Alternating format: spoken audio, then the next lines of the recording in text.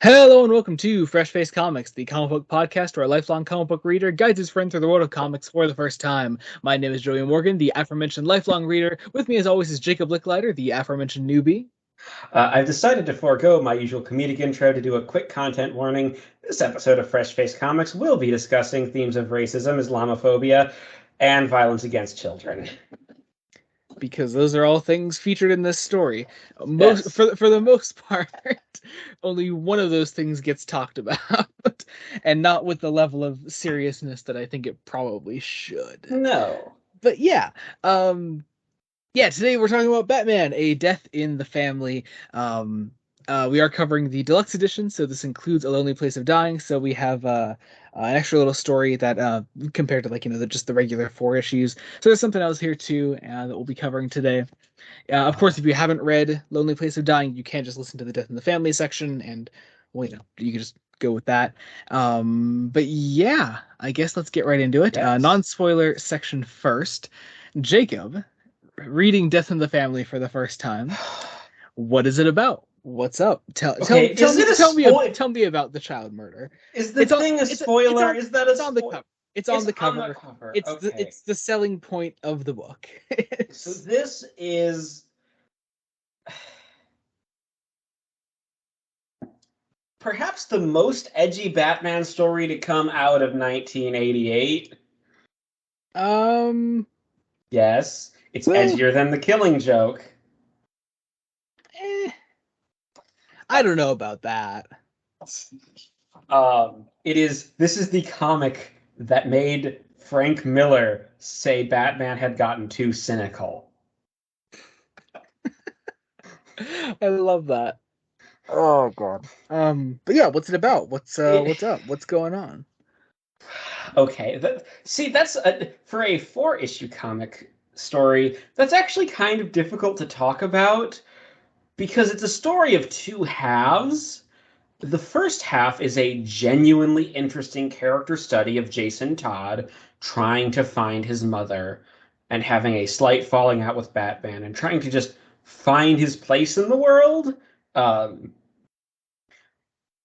Basically, because the audience at the time didn't like Jason Todd because Jason Todd isn't Dick Grayson. And I take the stance Jason Todd did nothing wrong. And I it mean, is to be fair, for those that don't know, the death of Jason Todd was decided by reader voting.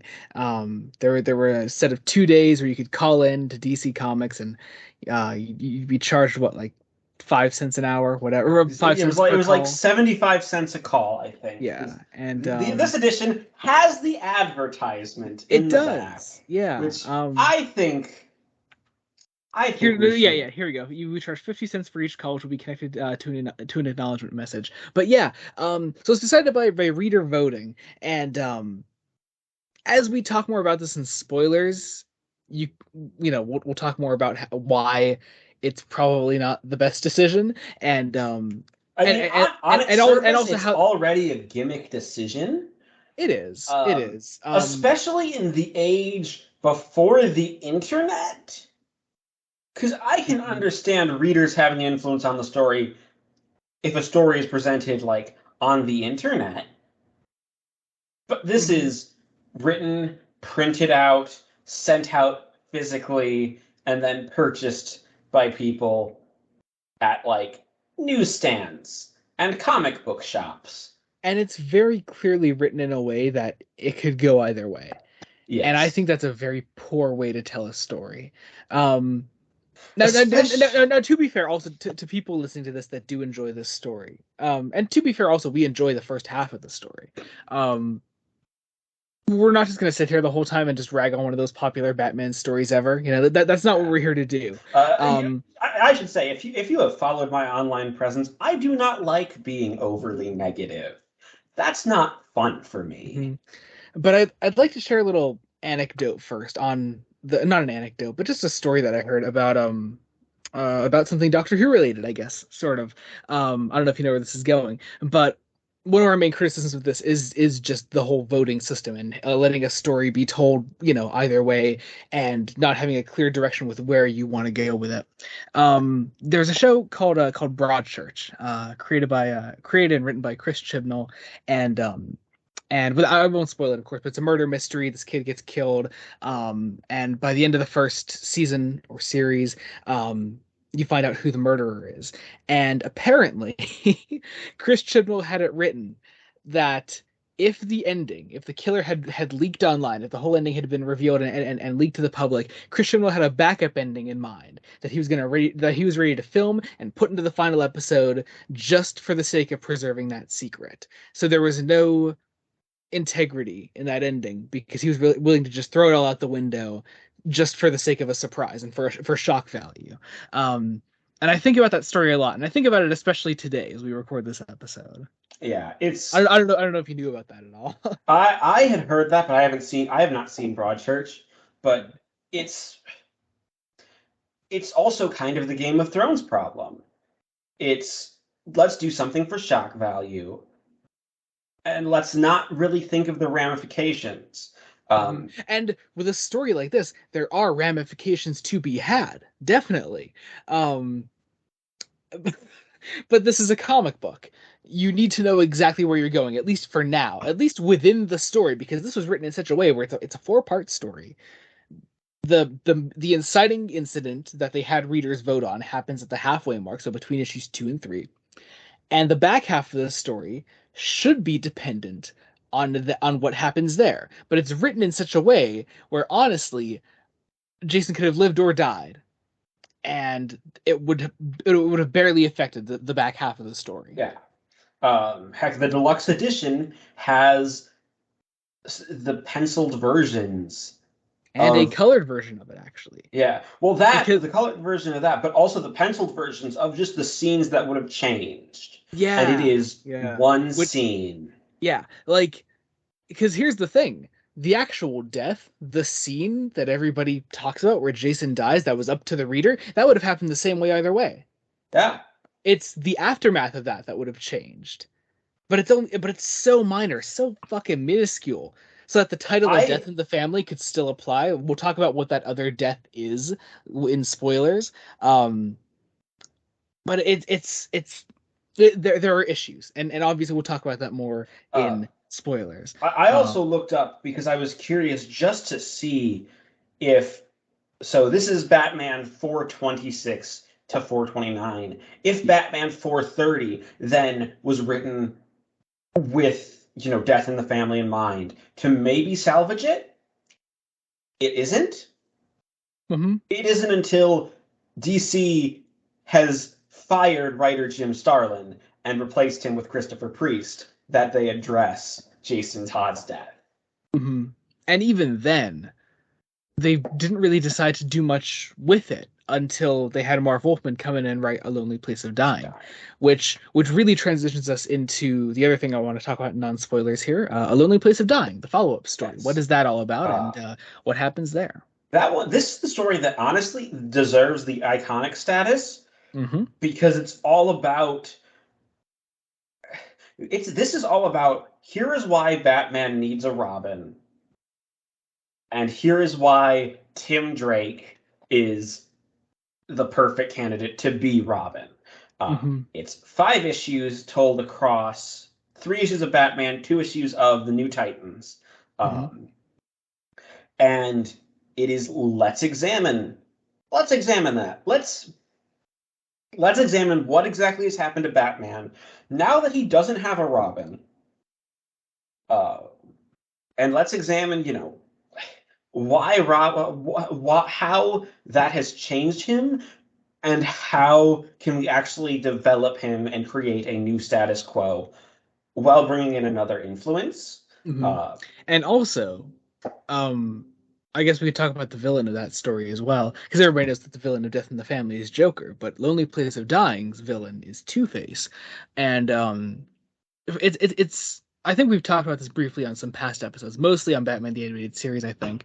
But Two-Face is a character that you can only really tell interesting stories with in very specific situations. mostly involving his origin and the immediate aftermath of his origin. Um, so I think it's very hard for writers to grasp onto a really good Two-Face story that isn't just very gimmicky and treats Two-Face like a bit of a joke. It's one of the best Two-Face stories ever. Yeah. Like, it's so good. I mean, And obviously more on that in spoilers. well, it's also because it's in the hands of Marv Wolfman, who We have talked clearly about loved on the the podcast. characters. Yeah, we've talked about Marv Wolfman on the podcast. George Perez draws the Titans issues there, and yeah, they're both brilliant. Jim Aparo draws all the Batman issues, and he is a brilliant artist. Oh my God, yeah. Like, I have the book open right in front of me on this first cover, and just the first cover of Death in the Family. Just well, the covers are actually not Aparo. Oh, the covers are not Aparo? The covers are Mike Mignola. Oh, you are correct. Yeah, I see. You can see his signature. Like, I do see it there. Yeah. But yeah. Well, even beyond that, I mean, Aparo's Batman throughout all these issues are just fantastic. It's so good. It's also, I think, really important to note that when telling two stories like this, you have two examples of night and day storytelling. Because A Lonely Place of Dying has a lot of twists. It's a story I went in expecting something a bit different, especially with the perspective of the first couple issues. It also it takes a while to get going. It also knows how to end a story, and and the point that it leaves on keeps things open ended. Like at the end of Lonely Place of Dying, Tim Drake really isn't Robin yet, I'd argue. Yeah. It's more about just him getting involved to start with. He wears the costume by the end, but only for a very small part of the comic. It's also not his costume. Yeah. It's a different Robin's. Yeah. More on that later, of course. But yeah, before we get into spoilers, let's cover some Twitter questions. We got a lot of Twitter questions and comments for this episode. Starting off in a bit of a funny one. Mason at the GD256 writes something podcast question, which I think is a very good question to start off on. Jacob, any thoughts on this? Yes, podcast and question. Yeah, those are my thoughts. Yeah, absolutely. Kyan at Kyan the Quark writes, "Oh boy, this iconic story." I think obviously told with as much sarcasm as we talk about the iconic status of Death in the Family, because man, it's something. More a bit of a jokey one. Jamie at Jamie_season7 writes, "Jason Todd ? With once again the pterodactyl picture from Doctor Who: The Visitation." I actually have a response to that. No, the fax machine that kills Jason Todd. Then we've got Kellogg at _Kellogg writes, "I haven't read this, but I like Death of the Family, and I guess that's basically the same thing. And boy, if only it was." Because we have covered Death of the Family on the podcast, and Jacob, just think off the top of your head, which is the better story? I know it's tough, but Death of the Family, oddly enough, Death of the Family actually handles the Joker really well. Yeah, this one starts to and then stops. Yeah. Once again, more on that later. And then lastly, for our non-spoiler section here, our friend Rachel at Chels Seashells writes, "Compare and contrast with the clearly superior Doctor Who audio drama of the same name." And I'm not even going to contest that. It's well, the Doctor Who stories. I think based on the emoji she used, I think we'll think this is superior. No, we don't. We really, really don't. The Doctor Who audio drama that was released with the same name quite a few years later also includes a death of a very prominent character, a permanent death. That death is handled well. Yeah. It also handles the a story going off in many different directions well. Yeah, indeed. All right, shall we get into Actually, spoilers? before we get into spoilers, I will say, despite all this negative thing,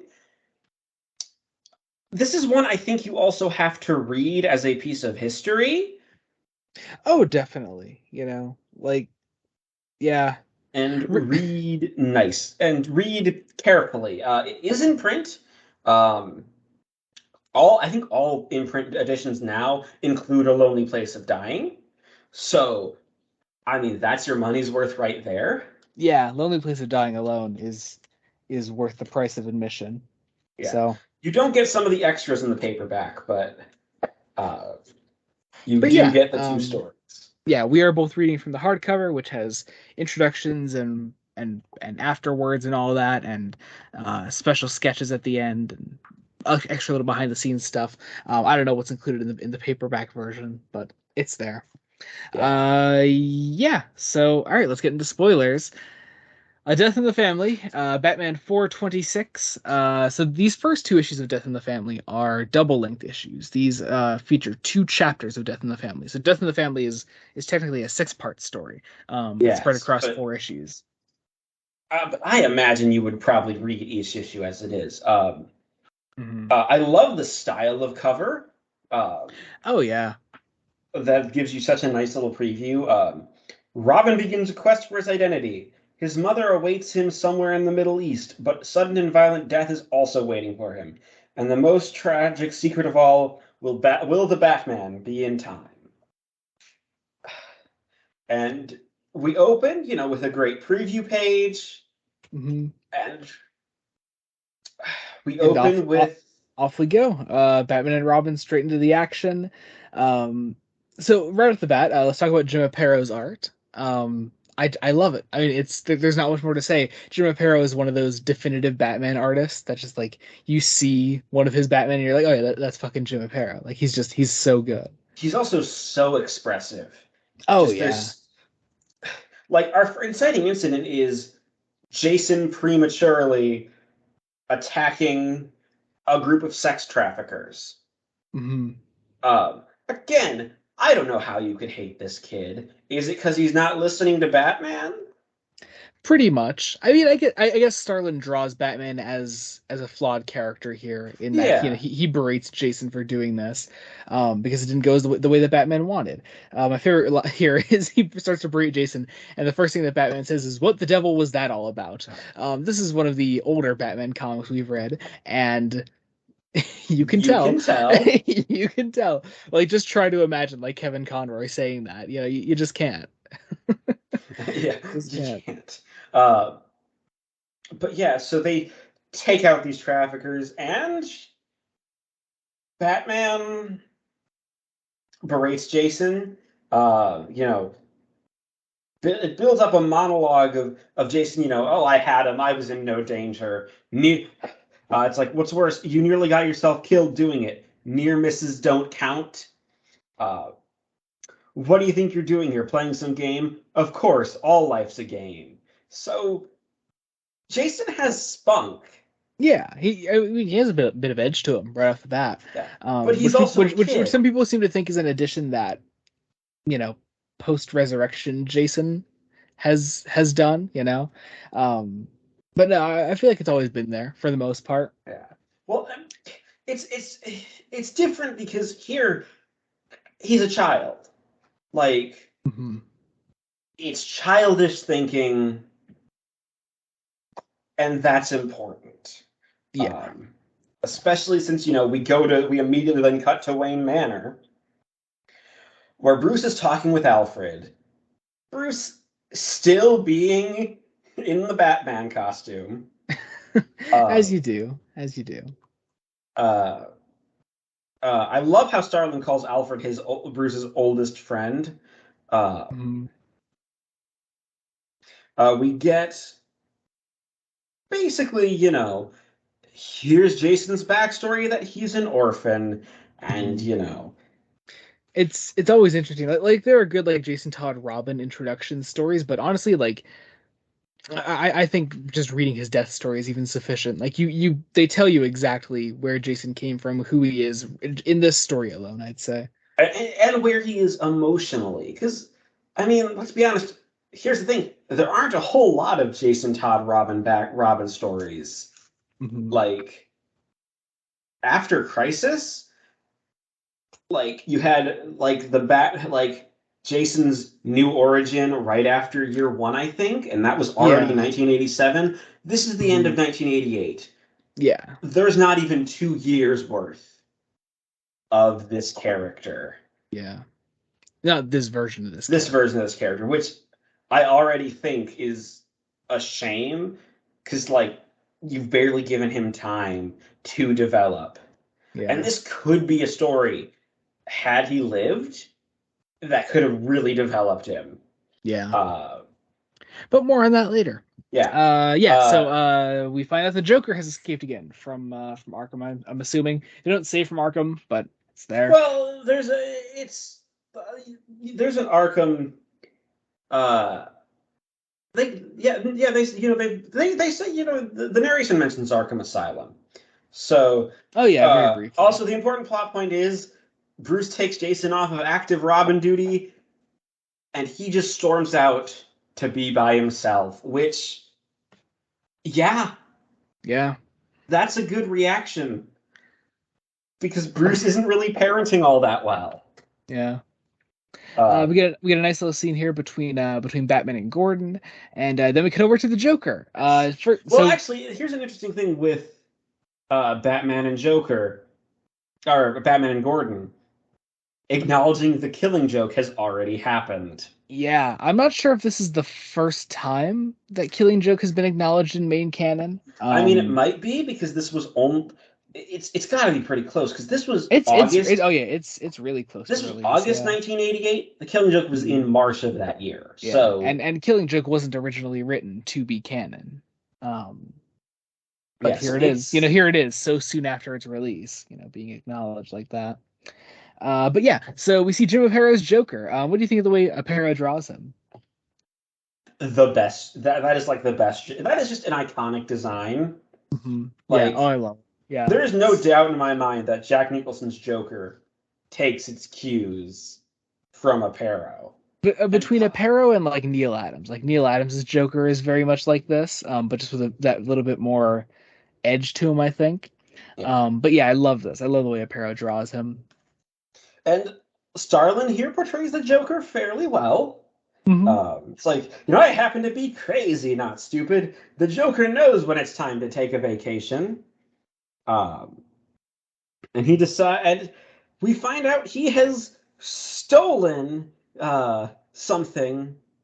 Uh, you know, the government wasn't able to unearth all my buried treasures. In here's something I was saving to break up the boredom of some future rainy afternoon. My very own cruise missile. And he literally has a missile with him, so Yeah, that's which fun.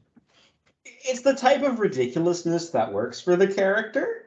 Hmm. Um, Also, his henchman is called Rupert, which I think is. I like that his henchman has a name. Yeah, I feel like more henchmen should have names. Yeah. Everyone Um, needs like a good Bob. yeah, exactly. But yeah, so we get that nice little scene there between the two of them. We get some edgy Jason inner monologuing, which is nice. I shouldn't say edgy, but it's there.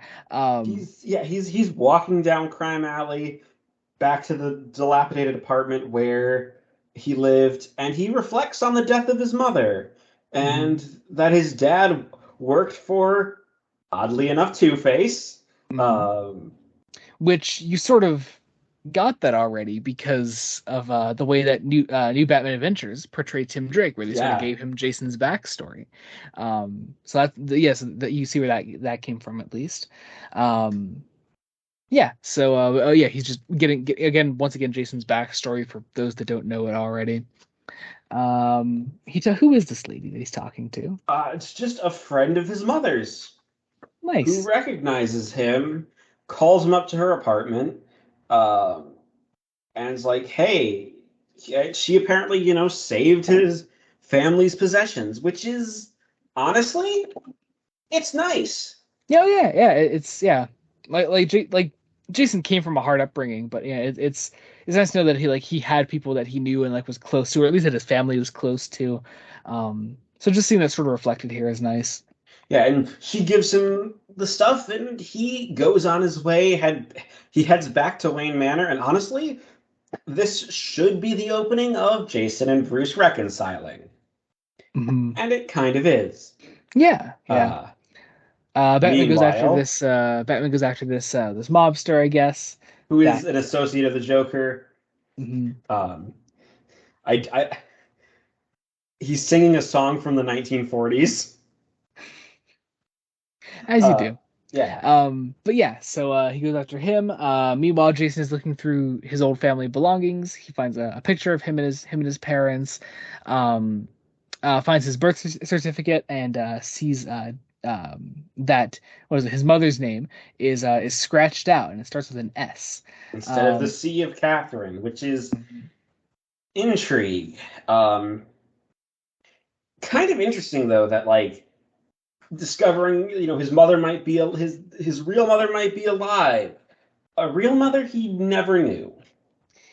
yeah, which is interesting, but also because Catherine is dead, you could see, I guess, Jason's want Yeah. to replace, or not replace, I shouldn't say, but to find a new mother, I guess, and Yes. someone who could also just potentially be his biological mother. It's Yes. And there's also an address book, and there are three women with S names in the address book. yes, So he we have decides, right, I'm going to go to the Batcave, go downstairs to the Batcave, and look them up. yeah, we Um, have Charmin Rosen, Shiva Wusan, and Dr. Sheila Haywood. First off, do you know Shiva? I know that Lady Shiva is a villain. Yes, yes, this is that same Shiva. Yeah, I don't know anything about her. Um, I guess you haven't played the Arkham games. Okay. Oh, not Origins at least. Yeah. She's in Origins, but yeah. Anyway. What's interesting is Jason's like, do I ask Bruce for help? And he decides not to. So he gets his passport and flies to the Middle East. And here's where I think a misconception of the story kind of comes in. I'm assuming we're thinking of the same thing here because I was just about to bring that up too. The misconception being, of course, that the reason that Jason goes out on his own is to find the Joker. That Similarly, I was also doing the misconception that Jason not like running away from Batman is what eventually leads him to his death. And hmm, it kind of does, but you'll see that it really doesn't. yeah, it's a fairly unrelated event. Yeah. But actually on that, because I'm curious, how many adapted versions of Jason Todd have you experienced? Is it just the Uh, one? Really just the Under the Red Hood movie. I Uh, think you watched that a long time ago, yeah, right? that was a long, long time ago. Hmm. And I don't So remember it. yeah, so on that, I think in that film they did it was another like Jason goes after Joker because he he hates Joker, like there's that. It's like Jason Yeah. going on his own. There are other versions, like the Arkham version of Jason goes after Joker because Batman refused to kill him, and Jason's mad about that or something, which I think is kind of a misconception. Um, but yeah, so he like this is the original reason though. He's out looking for his mother, and it's a lot more noble than Jason on this petty revenge quest. Again, Jason Todd did nothing wrong. But yeah, we find that the Joker has commandeered a plane, which is always fun. Mhm. Uh, Giving out some puns. Um, Jason on the plane tries tries to order a rum and coke. Uh, Which is just kind of funny. I like that. it's like, oh, you are such a child. Yeah. Um, yeah. Um, Well, Batman is still trying to track the Joker. Sees the treads of a military vehicle. mhm. Um, Also, we get a very brief glimpse here of something that was not used often in some older Batman comics. This is the Batmobile here. What do you think of this design? you know, I think I had like a Matchbox car of this design. Oh, really? Yeah, It seems to be very Adam West inspired, doesn't it? it does, but it's like muting the colors makes it work better. for like the I don't know. I 80s. fucking love the Westmobile. Like it's so good. Yeah, but some people don't like the red. This is the only thing I can't get behind is the bat symbol on the trunk. Yeah, that's weird. Yeah. But yeah, so Batman goes back to the Batcave, talks to Alfred. Alfred tells him that Jason has run away, and that ends off what is technically chapter one of the first issue, and we go into chapter two. So we take quite the time jump here actually, where Batman is already well on the trail of Jason. Yeah, he is in Lebanon, um, and interestingly, he isn't on the trail of Jason. He's on the trail of the Joker. Mm-hmm. If anyone, again, the misconception is that Jason chased the Joker. No, it was Batman. And like here, unless I'm misremembering, Batman doesn't actually know that like Jason's in the same vicinity as the Joker. No. So like all he knows is that Jason has run away and he trusts Jason to take care of himself. Yeah, which is a bit weird. I'm not sure if I like that Bruce wouldn't actually go out to find Jason at all. There is a way that it could work. However, that relies on the second half of the story going a different way. Yeah. And not veering off in whatever the hell the plot is of the second half of this story. Again, it's coming. I'm sorry that we keep bringing it up, but it really is such just a problem. But yeah, there's also, the threat of radiation leaking. And, there's a point where Batman's like, well, I have to be Bruce Wayne now. He is at least actively thinking that he should be trying to find Jason. But again, not really doing much about it because it's kind of clear that Starlin is just taking the fact that we as an audience know that Jason is already right next to where Joker is, and so the fact that Bruce is already after Joker is going to lead him to Jason. So he's not really bothering much with Bruce worrying about Jason. Except here's the thing: we don't technically know that Jason's in Israel, Bruce is in Lebanon. They are in the same-ish geographical vicinity, but they're at least a day's travel away from each other. It's treating the Middle East like a single state. And that's something that we will touch on again later. Yeah. For some reasons. I do like that Alfred is trying to find Jason because, someone has to be a parent. But we cut to Jason sneaking in to try and find one of the women.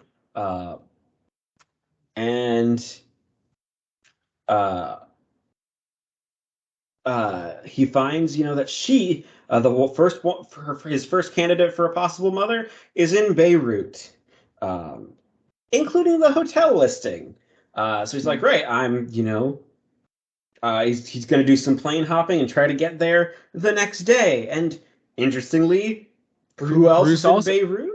Bruce also happens to be in Beirut, and again, it is just a little too convenient for my liking, but I can look past it, I'd say. Yeah, I can look past it, especially with what happens.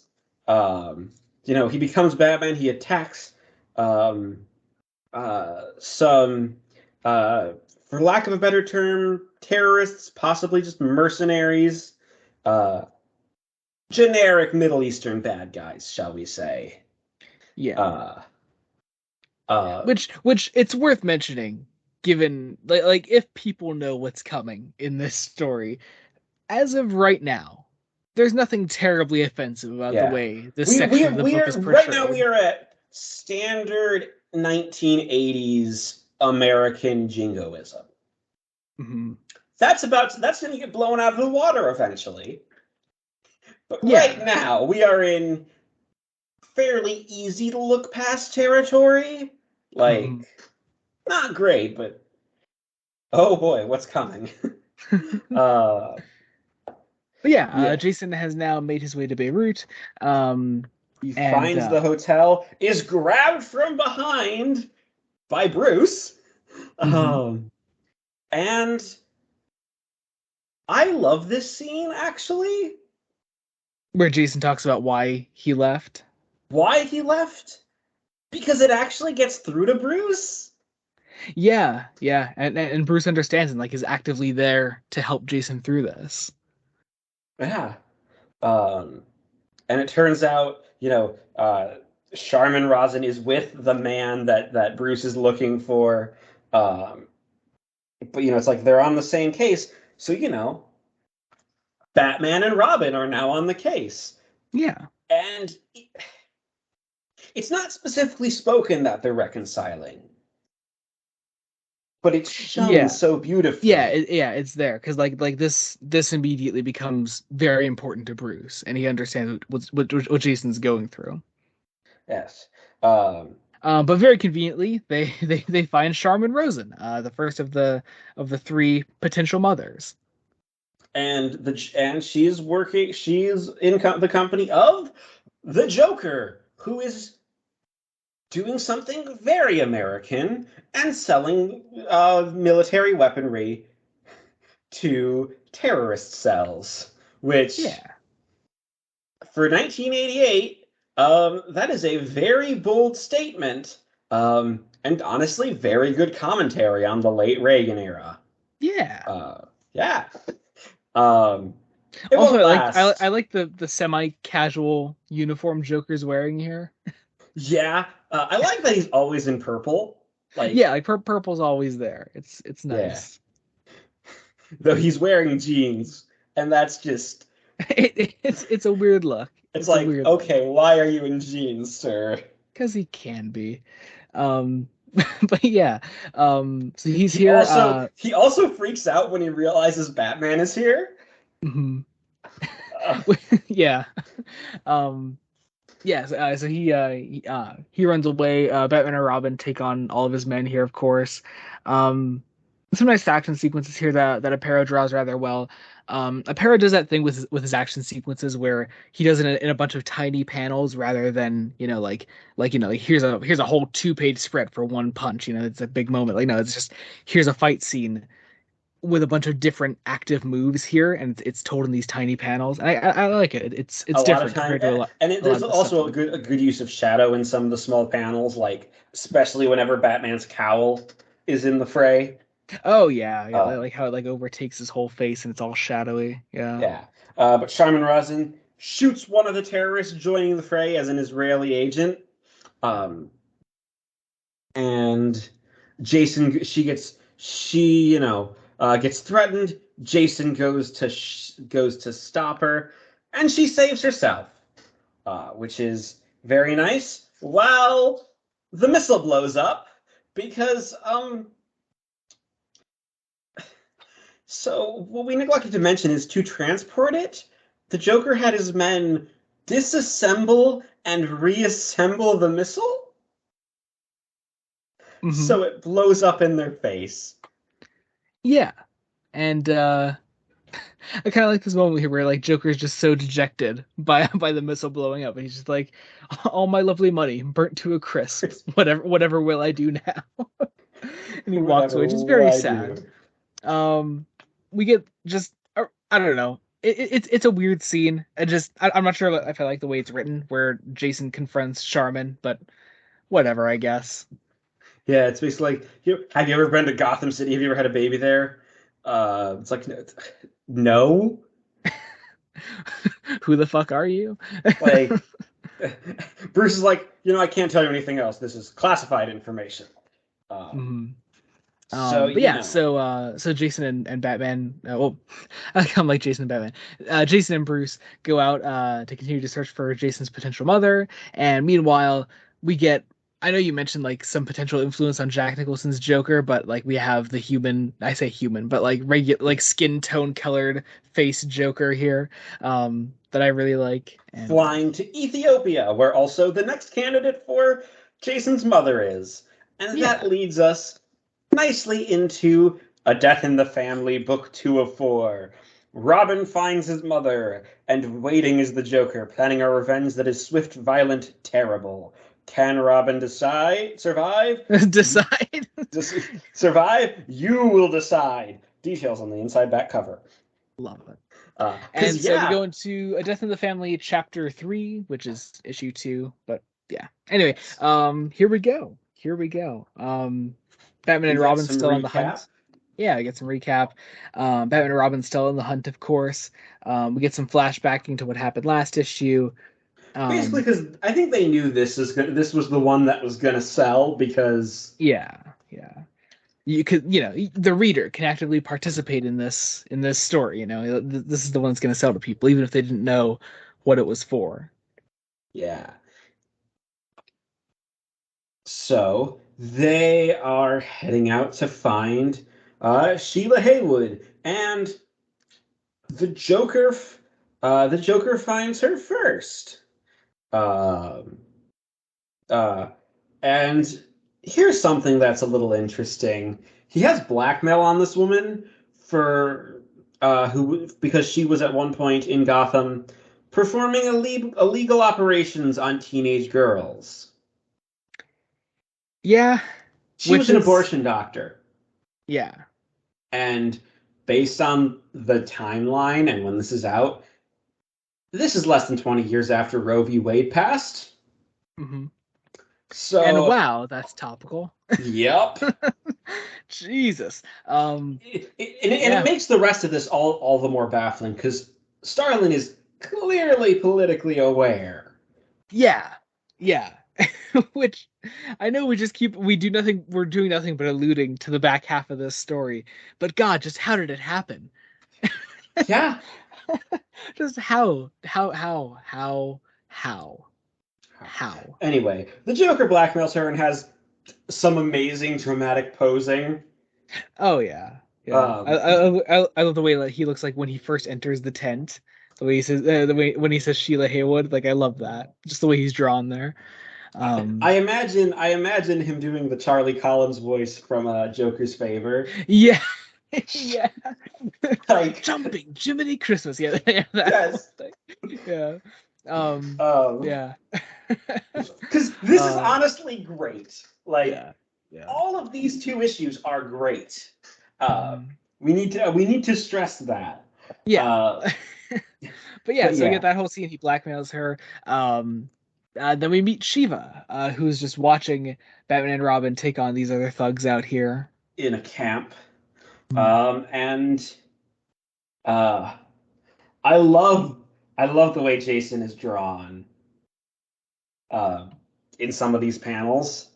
Like, there's something so dark about, like, just so dark about him. Like, he's clearly happy to be getting closer to who he thinks is going to be his mother. Um, Mm. and Bruce is like, yeah, we're taking this way too easily.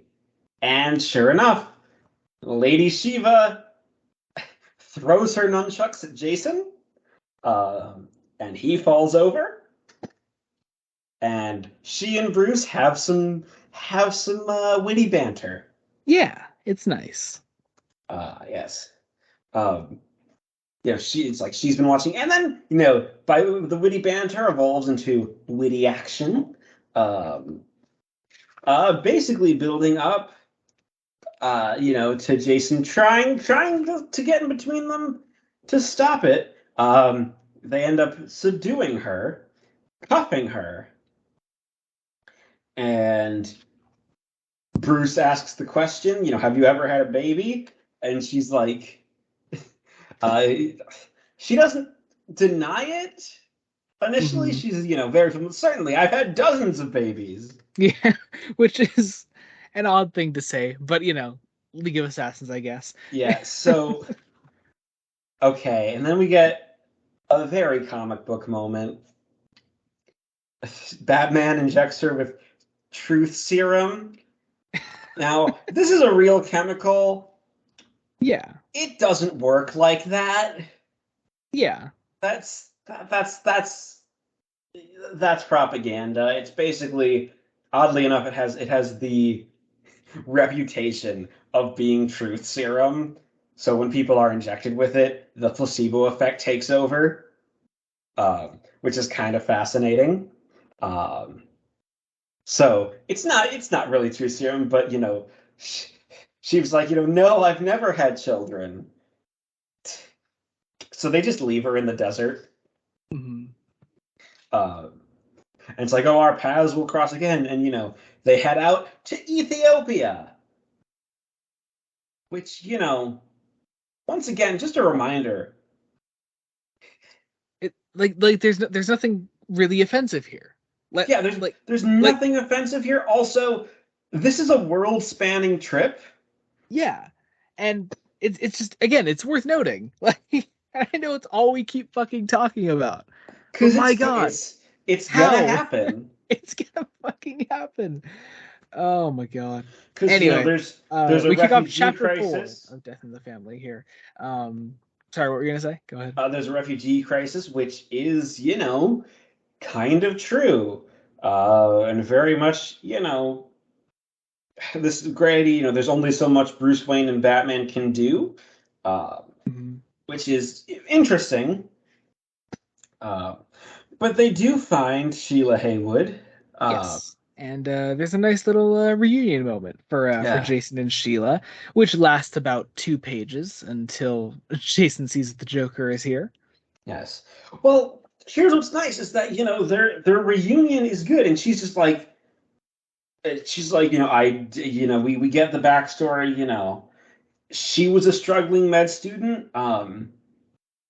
She, uh, you know, she moved to England after completing medical school.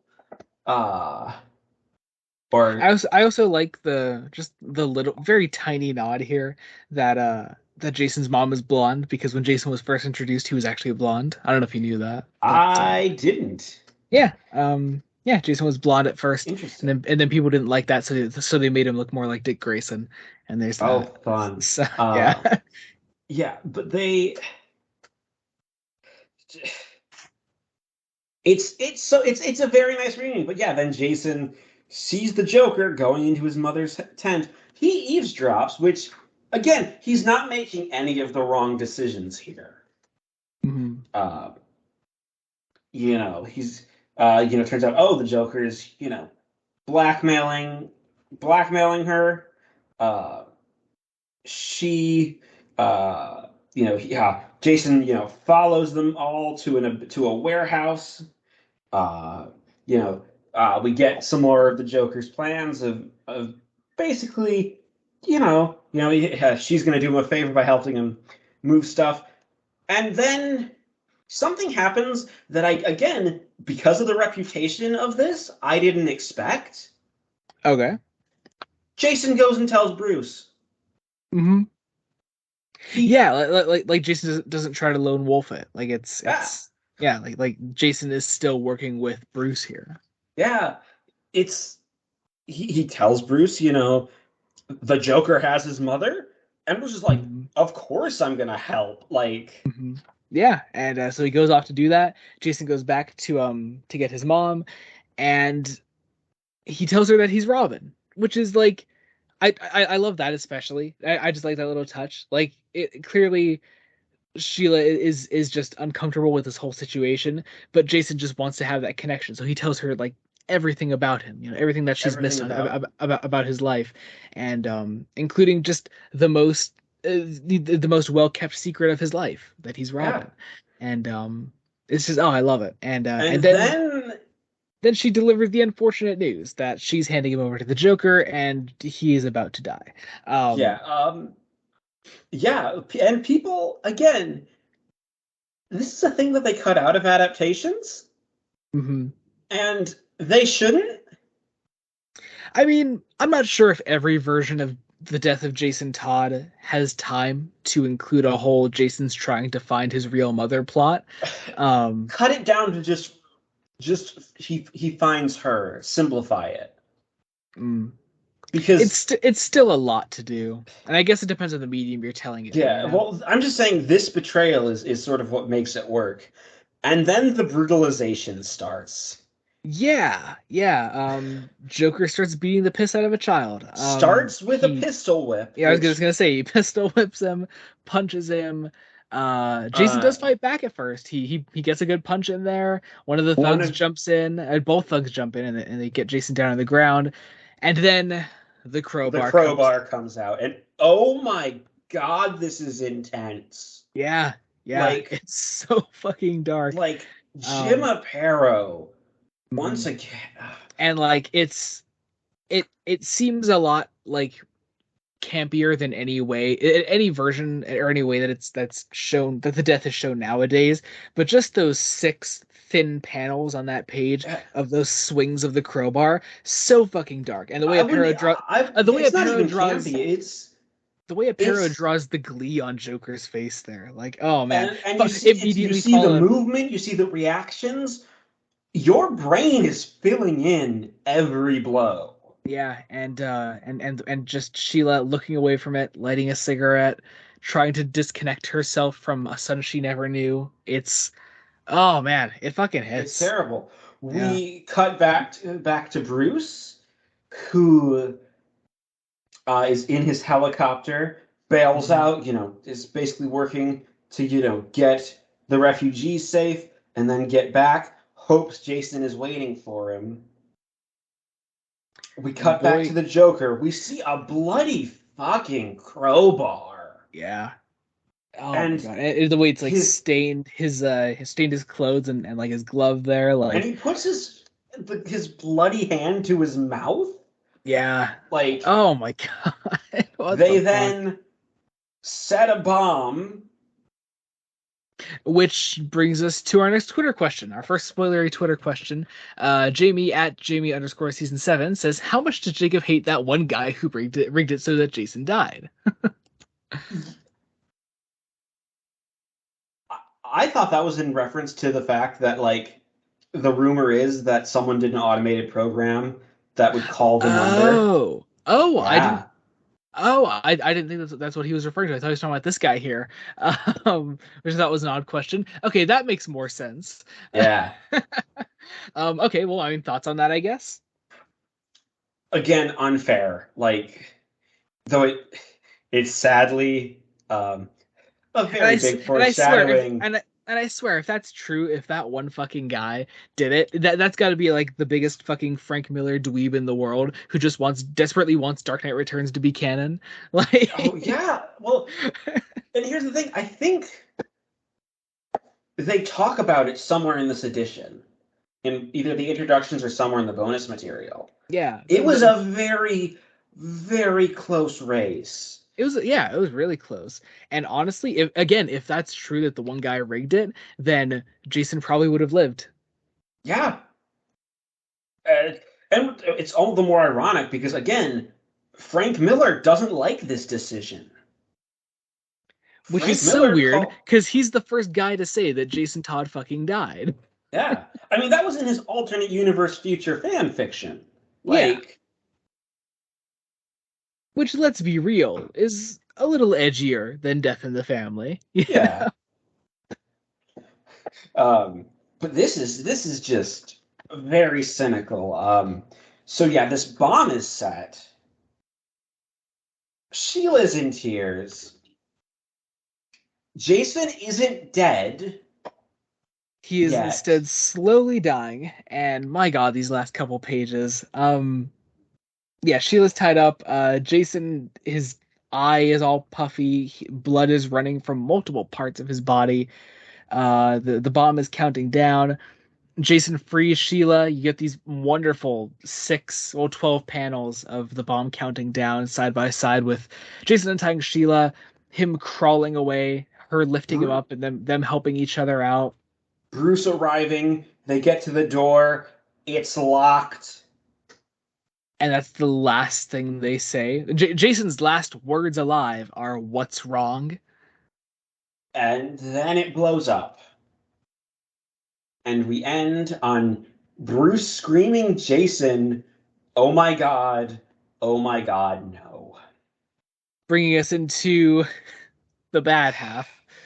Batman 428, A Death in the Family, Book 3 of 4 slash Chapter 5. Seriously, why the fuck did they do that for the first two issues? I don't know. Um, The Batman was too late, and now Robin lies in rubble, still silent shattered can he possibly be alive? Now, again, I said this earlier in the non-spoiler section. It's worth noting that this is written in such a way that that scene happens no matter what. Yeah. The vote didn't happen until the bomb went off, which already, that kind of boggles my mind.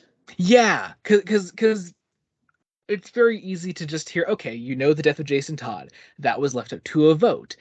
I thought the vote was like, end of issue one. End of issue one. Exactly. Presumably, the vote would decide something like whether or not the door was locked, whether or not Jason was able to fight back against the Joker. No. That happens no matter what. The scene as you saw it there in 427, that is the event. What changes, what the vote decided on, was the aftermath here. And let's talk about the aftermath. And let's pinpoint the exact moment where it goes downhill. 1 second before we do that. Okay. Because we did just see Jason Todd die. Yes. Kellogg, @_Kellogg, says, rank all the Batman sidekick deaths and life-altering injuries. Which I love. I love that. So you've only seen the two, pretty much. I have seen the two. The two big ones. I mean, and neither of them are like... Neither of them in the stories... Neither of them as presented in the stories that they feature in. Not including, like, here's what's coming in the future with, like, Oracle, because... And let's be honest, Oracle, they fixed fairly quickly and at least gave Barbara her own stories to tell. Mm-hmm. Ooh, fun fact. I actually own in physical the single issue where Oracle was first made a character. Ooh, nice. Where like Barbara Gordon shows up as Oracle, which is so funny because it's a slightly more expensive issue. Nothing insane. I didn't pay like over $100 for it or anything. But no, I was like, I got it. And I was like, oh, the first appearance of Oracle. It's like this very tiny panel where her voice pops up and she's talking to someone. Really? Yeah. And that's considered the official first appearance. So were they like trying to make it a mystery on who the mystery person was? They were, because you know what book that happened in? Wasn't it like Suicide Squad? It wasn't Suicide Squad, and I have that issue. I have most of that original Suicide Squad run, actually. Nice. But yeah, like... Oh yeah, so between the two that you've seen, which would you rank higher between those two? I hate to say it, because it was on the list of women in refrigerators, like the big Gail Simone list that named the trope, but the shooting of Barbara Gordon, because they almost immediately addressed the fallout coming, like, once it was moved into canon. I think if we're just talking about the event itself, I think Jason's more Jason's hits more emotionally. But also, the way Alan Moore writes the Joker hits harder than Starlin, so... Yes. Yeah, it's But weird. On that, of the other ones that I'm familiar with, and I think you're familiar with most of these as well, and all of these have been undone, it's worth noting, I guess. But Tim Drake died at one point. His death fucking hit. Like, that happened, and I was like, wow. I was honestly like mad when they brought him back, because I was like, that could have hit really fucking hard. Damian, I mostly like the Damian one because of the journey to bring him back. Not that because Grant Morrison wrote the Damian death, like, it's fucking Grant Morrison. But I love the way that I'm pretty sure it was Tomasi, Peter J. Tomasi, that did the return, and it's great. And then I wouldn't count it, but I guess technically the Dick Grayson fake death in the New 52 counts, sort of. There's a Dick Grayson fake death? There is. And did you ever hear of the series Grayson, where he's like a secret agent? No. Oh, okay. Well, yeah, there's that, and it's all right. I don't know. I don't love it. Okay. Yeah. Anyway, moving on. Okay, here we go. Batman 428. Yeah, 8. 428. Let's get into it. So we get Jason Todd's backstory again. And it's great. It's like, and it's all paired with Bruce looking through the rubble and trying to find this kid. It is also worth noting, I think I told you ahead of time that I really hated the back half of this story. Yeah. Like I told you ahead of time, because I think actually going back to before we even started recording this podcast, the first episode of the podcast, you knew that I didn't like the second half of the story, and you were like, "Well, I do still want to cover it someday." I was like, "Oh, we'll cover it. I just trust me, it's not good." Like, Yeah, it's yeah, not but good. this backstory is nice. Like it's like Yeah, you know, it's like I saw him grow. He had the opportunity to kill Two-Face, you know, who was responsible for the death of his father, and he didn't. And I was so proud. And you know, then he found his mother, and at that point, Bruce comes up upon Sheila Haywood, who is still alive. just barely. And this is the best scene of this issue, definitely. Um, just the conversation here between Sheila and Batman. Um, and she tells him what happened. She goes, he turned out to be such a good kid. All his problems, and he still turned out good. He's much better than I deserve. Much better. He threw himself in front of me. He took the brunt, the main brunt of the blast. Such a good boy. Must have really loved his mother. His, and she dies. It is, and then Um, we get some sad panels, all in now again, silence. it's worth noting that this story could have happened either way. A Death in the Family was very obviously the title because it could have just referred to Sheila. Yeah, and we'll get to that because he finds Jason's body. We get some gorgeous, and I really do mean gorgeous Jim Aparo art here. Just the full page of the body too. Like, oh my god. Fucking It is the broken body of Jason Todd, cradled now. in Bruce Wayne's Now, to be arms. fair, we've talked about how much we don't like the back half of this story. That's the first 10 pages. Like, Do cool. you want to know Like, where it falls apart? immediately after. Let's turn to page 11. Oh god, take it away, Jacob. Take it away. So, page 11 is fine. Where, you know, the Joker has arrived at his second warehouse. Fair, the Joker is still a threat. He's monologuing because he may have just killed Robin. This is great. And then a man in a suit comes from the Iranian Secret Service. Just wait. His superior wants to discuss stuff with the Joker. The Joker is brought in to Ayatollah Khomeini, aka the real life leader of Iran in the 1980s. The slippery slope has started. Yep. We are going to snowball. Yeah. You know, you gotta wonder if you planned it out as like, oh, here's a 4-part event where it will be decided by the audience, you know, and, and like, couldn't you just make the 2 double-length issues at the start the whole event? Like that's an iconic story right there. You know, Yeah.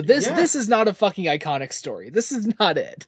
No, This is this not is this is not fucking it. yeah. And the Ayatollah and action first let's just pause here for just one moment. We are in Ethiopia. Mm-hmm. Iran, not near Ethiopia. There's like a whole peninsula and bits of Africa in the way. Mm-hmm. Like, this is a lot. I have a position in my government to offer you, Monsieur Joker. Let's just We're moving let's on. put a pin in So that. so So we here's have where here's where the issue of how they handle the aftermath of Jason's death starts, yeah. because these are scenes that Aparo could have even just drawn without knowing the Oh, outcome. I don't doubt that this was Like, drawn without look the at these outcome. panels. Like, Batman could just look sad at some dead people on the Oh, ground. all you would need to make it work, one panel of the ambulance taking away Jason who's alive. Yeah. Like, Hell, even this big panel on the page 15 of the issue, you just take one coffin out of there, you know? Yeah. Like, Now it is nice to see that there's an actual conclusion. Also, Joker, like, leaves a message for Batman. Says B, see you at 42nd and first J. which just wait till we find out what that means. But yeah, he goes home to Gotham, and there are two coffins. In the back of this deluxe edition, we do actually have the penciled panels, which are nice. Um, that would have happened after he's alive. He would have gotten Jason to a hospital, and Mm-hmm. there would have been a scene in the hospital before this with Dick showing up and comforting him, Yeah. which As it stands, Dick does not show up, but in some very generically drawn panels so that Starlin could just throw in some inner monologue depending on which ending they got. Oh, and there's clearly in the funeral panel, there's a Mhm. space between Commissioner Gordon, yeah, And and Bruce, Barbara. yeah. Yeah, and Bruce. Yeah, Like, yeah. Like, first off, it's nice that the Barbara's there too. So that's yes. um but yeah, like just okay. Moving on, yeah, again, just some more panels, just that could be anything. And this is the only point where they decide what ending they had, and Superman shows up. Yeah, we're And at the United Nations Plaza, I and hate another this. problem I hate enters this bit when right here. I hate this bit right here because you could tell Apparel was on such a time constraint for drawing here because you have those five little panels in a row on this page where it's just the exact same drawings of Batman and Superman again and yeah. again. Also, I don't like the way that Superman is portrayed here. Oh yeah, oh yeah. On the Frank Miller connection that we mentioned earlier, there's another one. Here's another one. Clark Kent is now a government stooge because it's the 80s. Yep, Can I just say fuck that shit? you Like, can. You can. I will also Clark say Kent fuck would that not shit. like the politics of Ronald fucking Reagan. Like, Oh. oh, and he is, Here's the thing. I really hate to say this next sentence, but it works in The Dark Knight Returns because Clark is clearly uncomfortable with what Reagan is asking him to do. yeah. Like, Whereas here, it doesn't even feel like these two characters do not feel like friends. mhm. I'm But yeah, sorry. That's even in The Dark Knight Returns, they kind of feel like friends. Like, mhm. there's a strained relationship because obviously they're still like at least friends. They're just antagonistic to each other. Mhm. Like, But Clark is here trying to like calm Bruce down. I do really like this moment here where Bruce punches Clark in the face and damn yeah, near breaks his hand. because there's someone giving a speech at the UN that's gonna piss Bruce off. Now here's the thing, also on the topic of this could have gone either way. Bruce's anger here isn't nearly enough to say specifically Jason died. Like he could just be mad at the fact that someone just killed his sidekick's mother. Yeah, You like know? It really could go either way. also like again, and if Clark knew that Bruce's sidekick had just died, he would be there in an instant. Yeah. Like, But this is. but then just when you think you're irked by these little Yeah, things. at this point, allow me to tell you my emotions. I am annoyed. I am annoyed. I am not yet angry. There's annoyance, but it could be turned around. However, a limo pulls up, and our And comic ends on the Joker stepping out.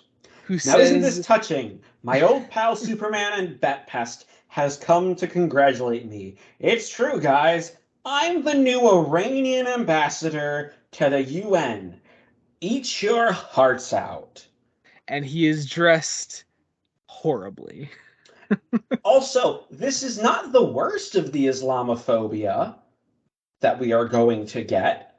Yep. It only gets worse from here. But on that topic, let's bring up our next Twitter question. This comes from a mutual of mine at Sean Franco _ says, how Orientalist / Islamophobic do you find the story, especially the back half? I don't know if it's necessarily Orientalist, because that's generally like an alluring type of bigotry, like let's fetishize the East. Mhm. It's fucking Islamophobic. Like, Yeah. I would expect this in something that came out just post 9/11. By Frank Miller. Yes. Not Also, Jim Starlin. doesn't diplomatic immunity doesn't work like that. Like, you aren't then immune from every crime you've ever committed. Like, if it works like that, just no. That's not how this works. Also, it's a dumb plot point. Why the fuck are we at the UN now? You just killed off a main character. Because it doesn't mean anything right now, Jacob.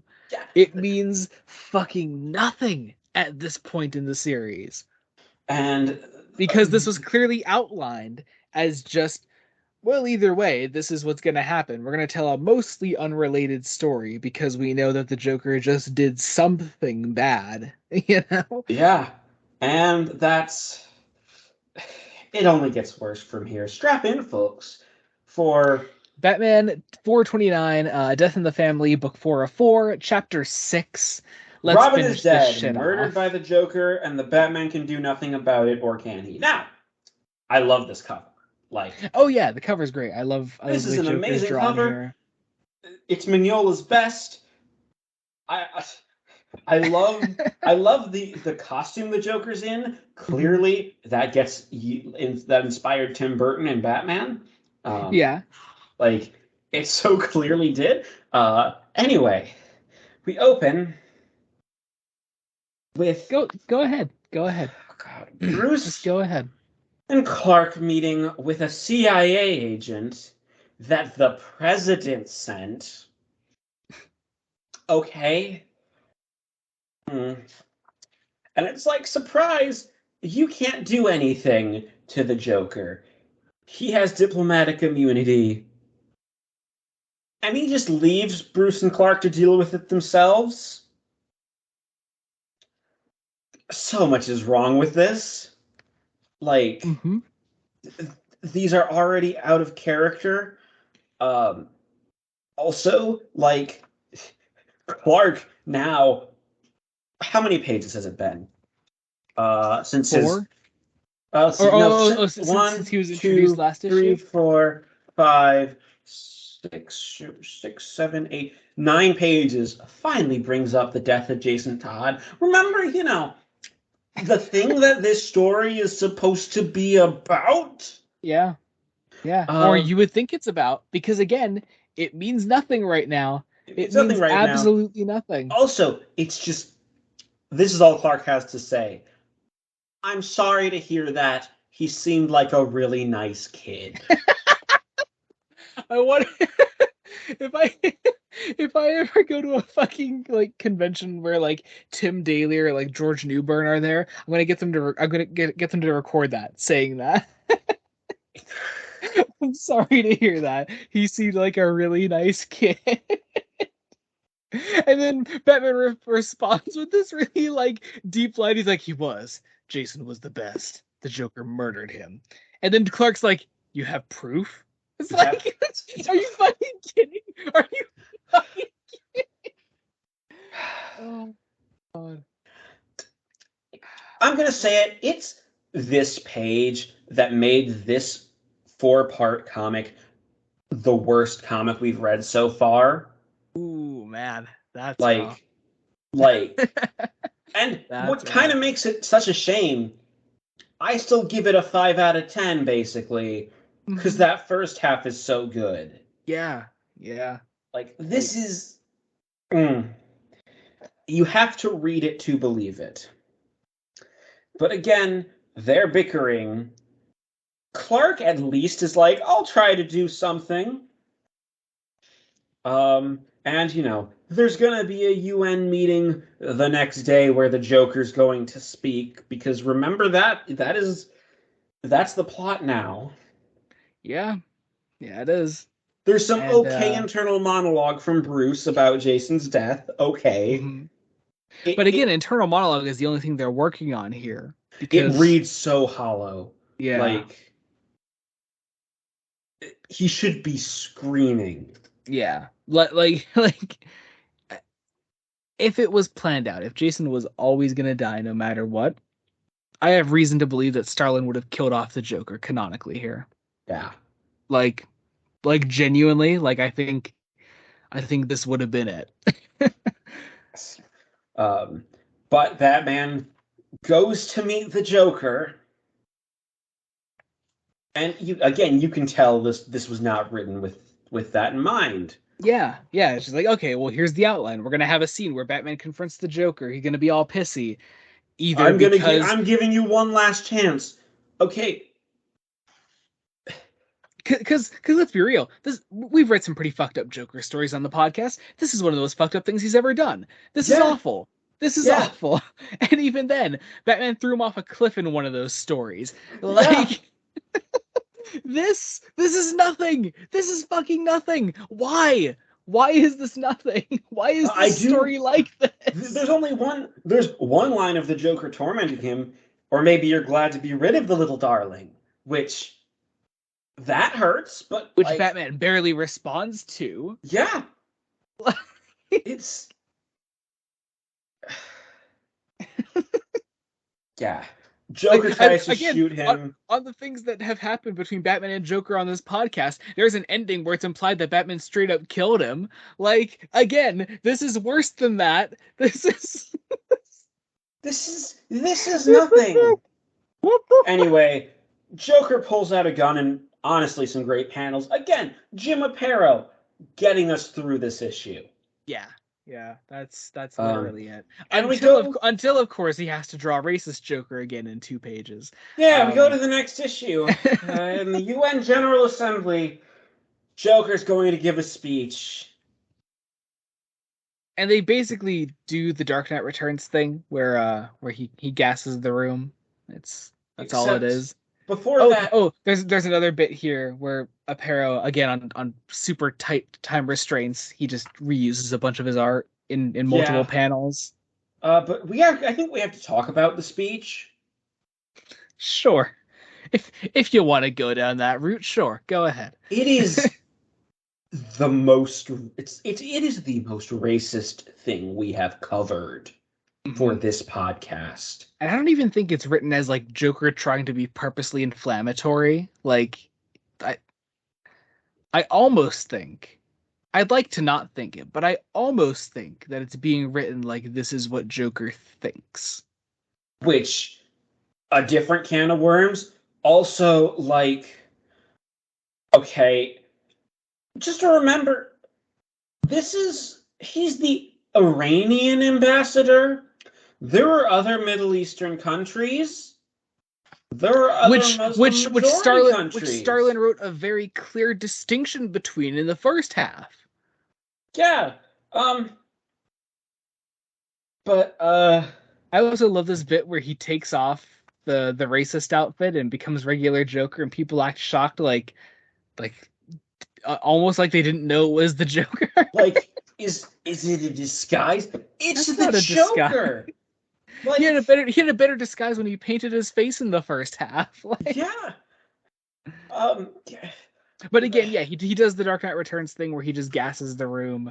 One of the guards here is secretly Superman, and he becomes Henry Cavill from Justice League because he has the mustache, and he keeps the fake mustache on for some reason. He sucks in all the air. Well, it's a good disguise. Sucks in all the gas and flies away. The Joker then tries to blow it up. This gives Batman the distraction. Which, again, you could have used the Joker trying to blow up a building as a callback to the important event that happened 2 issues ago. But they don't. They don't do that. They don't do any of that. They don't do anything to give this story any kind of weight. No.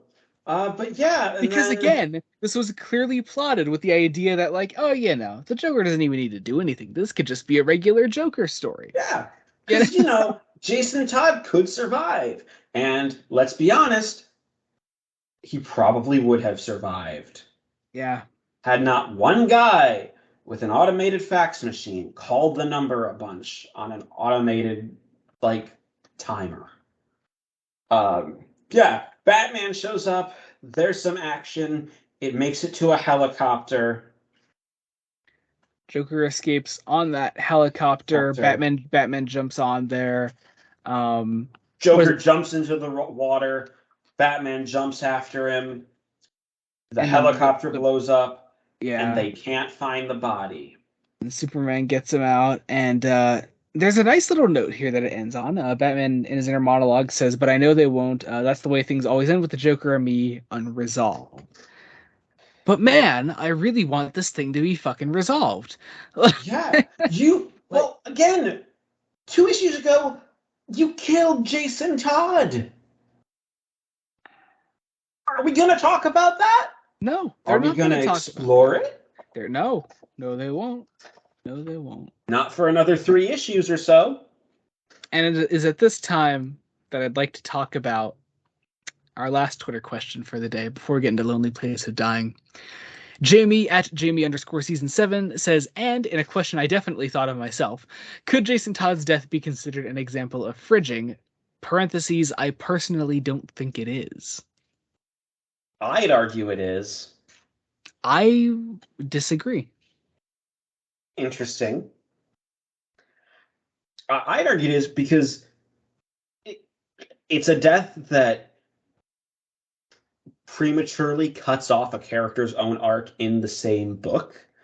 For and what purpose? See, here's the thing, though. For what purpose, aside from getting it new is readers? it is for both shock value and to hypothetically just push forward the arc of Bruce Wayne, even though it really doesn't do that. Well, that's the thing. It doesn't do that. I would say that's the thing that separates this from actually fridging a character, because it doesn't affect Bruce's character at all. For now. For now. Perhaps. Shall we talk about a good story? Yeah, let's fucking do that. So since we're reading from the deluxe edition, just and on this on deluxe Mar- edition on is now the Wolfman's- only edition you can get. The paperback is set up just like this, except without the introduction. That you turn the page after Death in the Family, and you get Batman 440. And on this though, I think you said this. I forget. I think you said something along these lines when you were about to read this. You're like, just reading Marv Wolfman's introduction fills me with more hope. Oh yeah, Because Wolfman just gets what's going on here. Wolfman was clearly brought in to make. Well, actually, no, it wasn't. It was Wolfman's idea to make a new Robin. Yeah, because Wolfman thought, heck, Wolfman is probably partially responsible for the creation of Jason Todd in the first place. Yeah. And he says as much. Mm-hmm.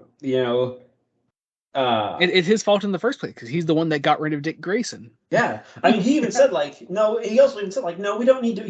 It was suggested to maybe de-age Dick Grayson in 1983. And it's like, no, don't do that. We're doing interesting things with him. Let him go. Create another Robin. Because Batman does need a Robin. Yeah. Yeah, which is so interesting again because on our New Teen Titans episodes we read the introductions that Marv Wolfman wrote, and he was very much like the whole the attitude of the time was that kids didn't like sidekicks, but for some reason Robin is the one that always sticks. Probably because without a sidekick, let's be honest, Batman as a character can be very limited in what he can do. Well, we've read 17 issues of Scott Snyder's Batman, and there's barely any sidekick action in that. But they are still characters there. He needs supporting characters. I agree. I mean that was a lot of our conversation on Dark Victory, Yeah. And it's kind of the point of A Lonely Place of Dying. Yeah. So, Yeah. So let's get on with that. Here we go. Chapter 1, Suspects. This is so first off, it's written by Marv Wolfman, but also co-plotted by George Perez, which is fantastic. so Um, yeah, Jim already it's Aparo like and my brain is Mike. like, we are in safe hands. Yeah. Jim Aparo and Mike DiCarlo are the artists on this. They don't say exactly where they split, but I think DeCarlo was the inker, um, because he did the inks for Death in the Family. that's right. Yeah. Okay. Yeah, so it's again, Death in the Family has amazing art. We know we're in safe art hands, at least for the Batman issues Yeah, and for the and Titans yeah, I was gonna say issues. the Titans issues are George Perez, you know. So Uh, we're in safe hands, and we yeah. open with Batman on a dam, Hmm. with some internal monologue. He's fighting the Ravager, another Wolfman and Perez creation. Yes. Uh, Yeah. There are multiple Ravagers. It's worth yeah, noting. not the first one, but a Hmm. Ravager. Um, despite this being 1989, this is kind of a 90s design. Oh, very much so. Yeah. Uh, but yeah, But again, uh, I guess it's worth noting just how much Wolfman and Perez led the way for comics as a whole. You know, and just for 2 decades straight. You know. yeah. Um. Uh, Anyway, but yes, we fight this guy. He falls into the water below, and is it implied that he died? No, it, it's not. Oh, it implies for the moment it's over. but, It implies that Bruce watches him go to shore. yeah, and That he's I don't. I think it's implied that just Batman doesn't care. possibly too. Yeah. But yeah, it's like they will Um. meet again, and a mysterious figure is taking photographs. Yes. Uh, More on that later. Meanwhile, we have someone here sitting in a large green chair listening to a radio. a radio, it starts out with just some news headlines Hmm. before someone interrupting the signal. Hello, hello. Sorry to interrupt you, but I'm back just for you. Um, and this mysterious figure is just asking, and I love this dialogue. Like, it's Marv Wolfman dialogue. Oh Like, yeah, yeah. it's a delight. Oh yeah, there's just so much character in there, you know. Like obviously, it's hard to imagine a character you don't even know who it's supposed to be, but you just feel it in there. Like you feel that dialogue. It's great. But the voice goads this person on. It's like turns out this is the man who sent the Ravager. It's like, and he goes on to basically determine that okay, we kill Batman. Uh, and it's like, congratulations, you got the right answer. Don Prado, tell the man what he's won. Won, my friend, you've won Batman's itinerary for 1 full week. Which is very funny. It's like, right. And it's like, right, they're going to kill him trying to bust up some drug runners. And the narration continues as, it then goes back into the regular radio. And we catch up with Bruce heading home. Who is actually now finally 10 issues later reeling from the effects of Jason's death. Yeah, Um, physically and mentally. yeah, I love the way that Aparo draws Alfred. Alfred looks tired. yeah. Just Uh, the implication that Alfred's been dealing with just a really worn out Bruce Wayne for a while now. But yeah, we get this nice inner monologue then, where and it's Bruce a just mysterious figure doing an inner monologue. Uh, uh yes, you're right. Fuck me. Yeah, you're right. Over Um, newspaper clippings, mhm. uh, showing scenes at a circus, Mhm. Batman and Robin. Specifically looking at pictures of Batman and Robin, but calling them Bruce and Dick. Yes, which is, again, interesting. Yeah, Uh, which I don't know how much we could say it. It's Tim Drake. it's Tim Um, Drake. but how much did you know about Tim's backstory before this? Tim's actual comic backstory. I knew that he's like the one Robin who didn't start out as like an orphan adopted. Mhm. Yeah, he's Uh, the one that has parents. yeah. Yeah. Um, And I knew he was at the circus the night the Flying Graysons died. So you didn't know that like he figured this all out himself I or didn't anything realize like he that? figured it out. Yeah, that's always been it, and it's one of my favorite things about Tim's character. It's so cool. It's and Um, it's presented here really well. Like oh yeah, yeah. the dude is smart. Hmm. But yeah, we then cut back to Wayne Manor. Bruce was ill with a fever, so it's taking both. It, the mental strain is causing illness, not just the Hmm. physical Batman stuff. Yeah. Um, and I love how Alfred just lays into him in that polite British way. Hmm. Um, it's like aside from muscle strain and occasional pulled ligament, your need for medical attention was minimal. Conversely, since Master Jason's death, your attention to detail has been unimpressive to say the least. And it is hardly coincidental that you have required almost constant doctoring. In the past 2 weeks, you have been shot twice, stabbed twice. You have been bloodied and bludgeoned by foes you once would have around without thinking. I distinctly remember when you first instructed Master Dick in combat, you said, "We're not brutalizers. We've got to think with our heads, not with our fists." Since Master Jason's death, you've changed. It seems, sir, that you now do all your thinking with those bruised and battered knuckles. So Marv Wolfman is basically giving the middle finger to the Frank Miller school of Batman, or at Yes, least the absolutely. We Frank love it. Miller fandom and post 2001 Frank Miller school of Batman. Yes, Uh, which is interesting because that fandom doesn't exist, but Marv Wolfman can see the future, as we all know. yes. Um, so Bruce gets out of bed, totally ignoring everything Alfred just said, puts on the old costume, does some quick shaving, and just drives away. And it just drives off. And Alfred looks so sad. Yeah. Um, yeah, but uh, at uh, at I think an opera, uh, a man confronts Giuseppe Scalato, aka Jerry Sky, because Italian immigrants changed their names to be Americanized, because that was very much a thing. He's a mobster. Uh, a man talks to him about his payroll activation. It's like tempts him to try to take out the Batman. While on stage, there is laughing behind him, which that last panel is interesting now that I know how this comic ends. Yeah. Yeah, It's one of in those the things way that that makes I, you want to keep reading just Batman in order, right? yeah. Yeah. Which again, big undertaking, but God, you want to sometimes, you know? I mean, luckily, there's at least you can buy ebook versions of all the Yeah. post-crisis I stuff. just I just hate how fucking recent the Cape Crusader and Dark Knight Detective collections are, and so many of them are just out of print. Oh yeah, no, they definitely, honestly, can.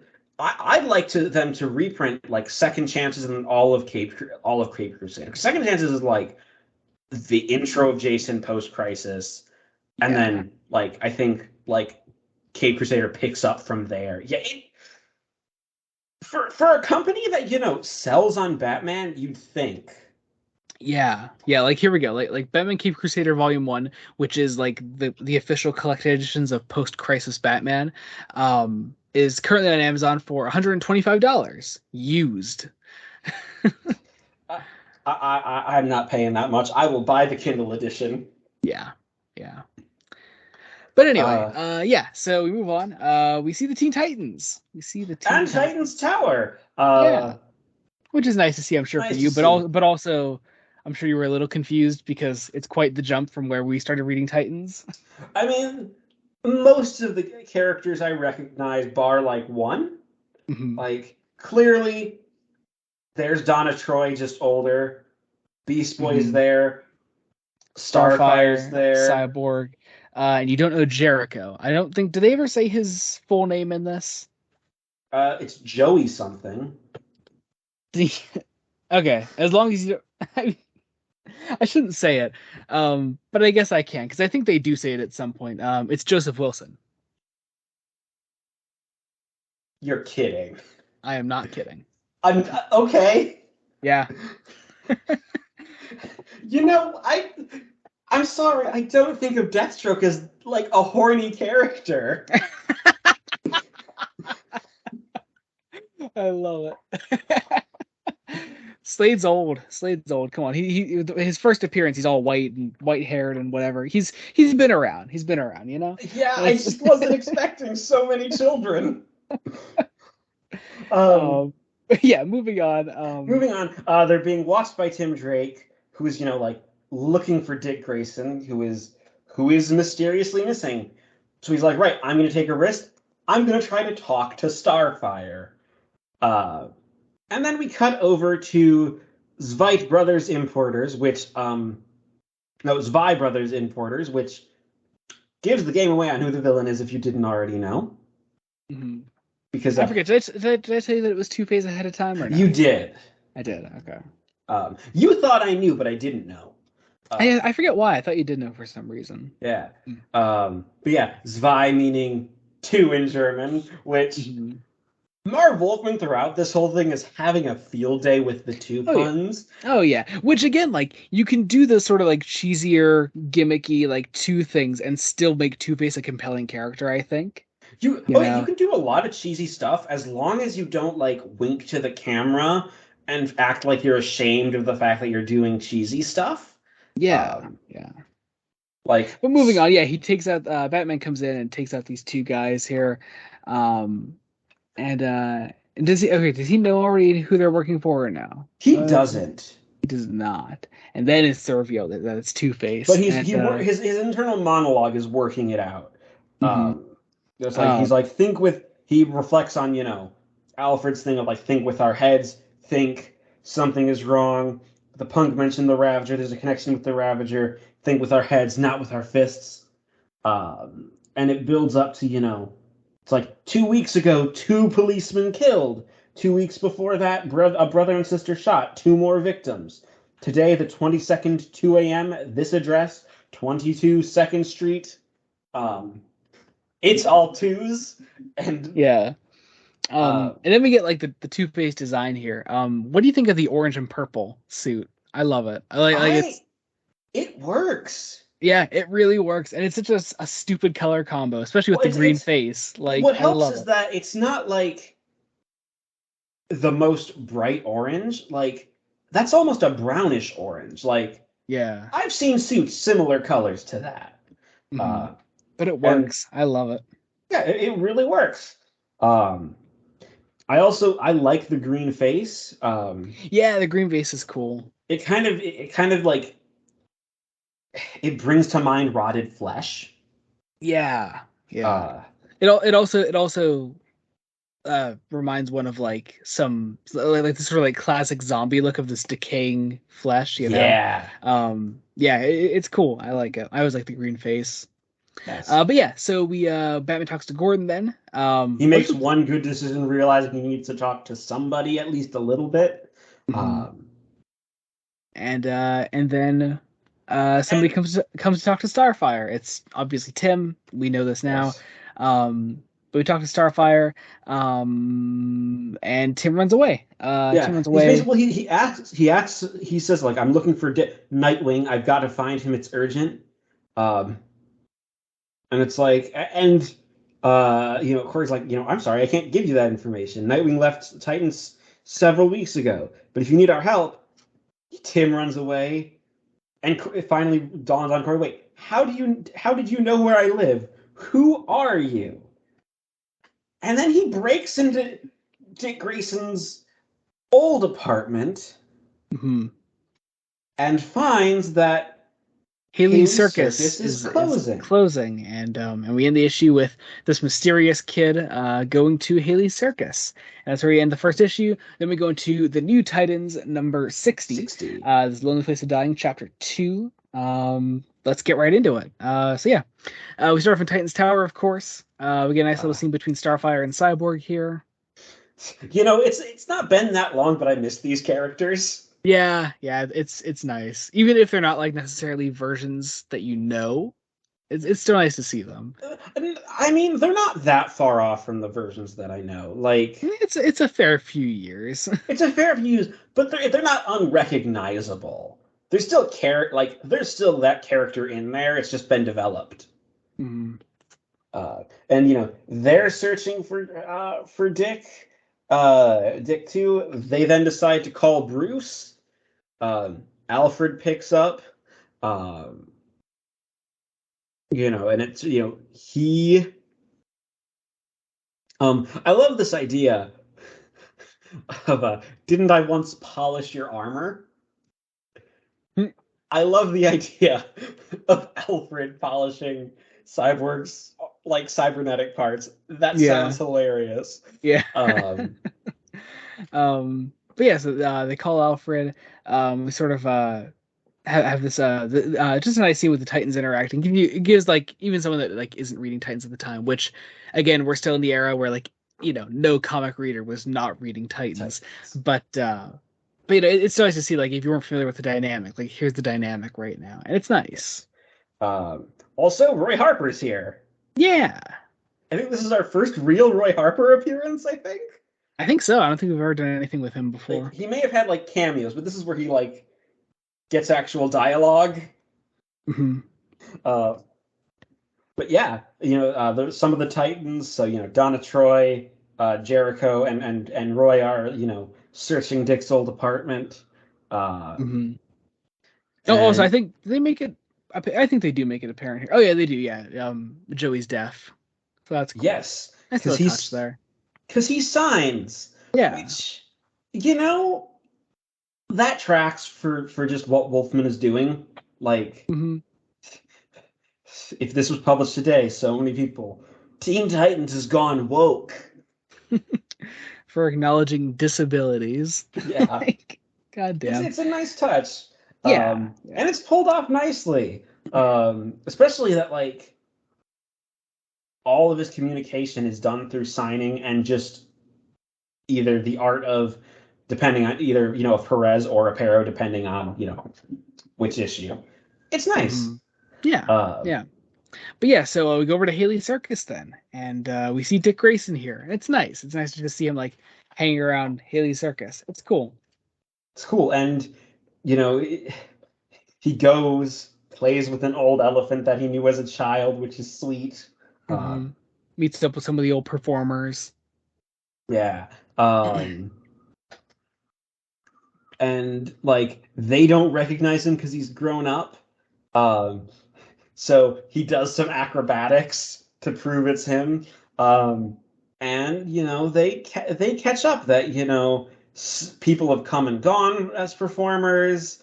Um, one of the old clowns one of the old clowns, Harry, is sadly drunk these days because the circus has fallen on hard time. It's because Mr. Haley has to sell it, and that's sad. It is. Uh, Yeah, definitely. especially since like this is like honestly a connection Dick has to his childhood and to his Hmm. parents. Um, and he still lets Dick see one more show of the best show in town. They exit, the caravan. Someone screams, and the drunk clown is being accused of trying to, destroy the circus's reputation even further. Hmm. Which is again interesting. Uh, I wasn't expecting this as the plot, but Wolfman sells it really well. Oh yeah, yeah, and having just like that deep personal connection to Dick just makes it really, really intriguing, I think. Yeah. Um, especially and Dick's there to help calm everyone down.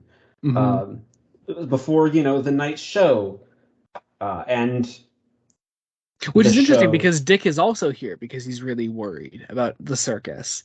But he's there as the voice of reason, sort of, and I like that. basically. Yeah. Yeah. But yeah, we move to people sitting down. In the stands is our mysterious Tim Drake with a camera. Um, the show begins. An amazing full page of just the circus Oh yeah. Yeah. performers.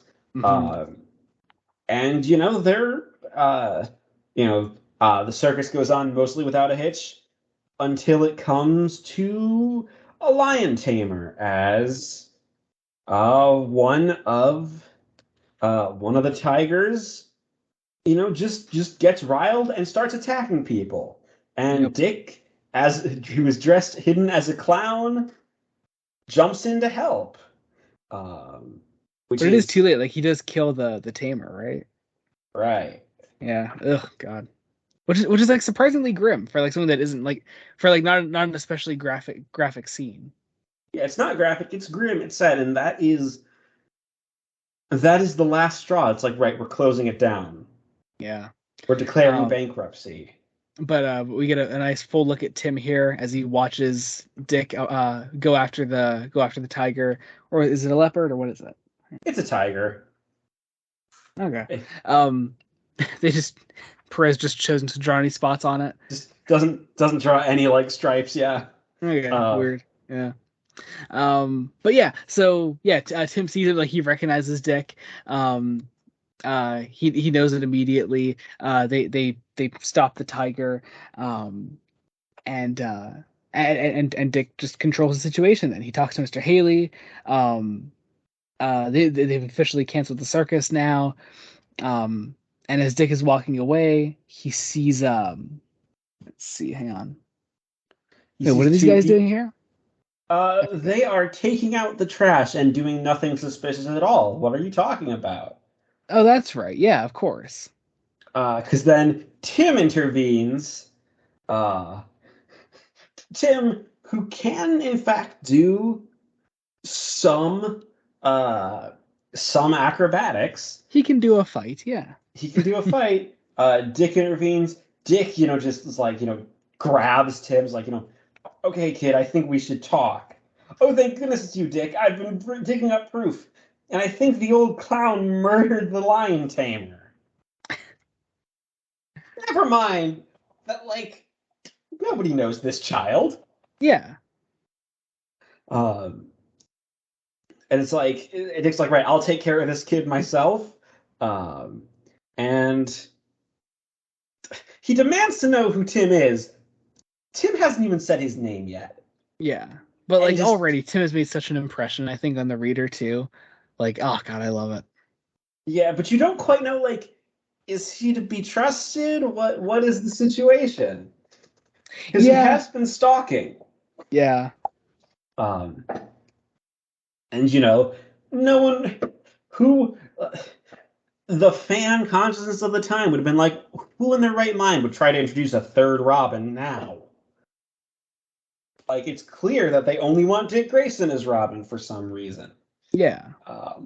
But yeah, uh, Dick goes to confront Harry the Clown. Um, and well, no. First, you have a strong one of the strong men and sort of a lackey coming to try to make this clown's death look like suicide. Hmm. Um, and surprise, it's not actually the clown.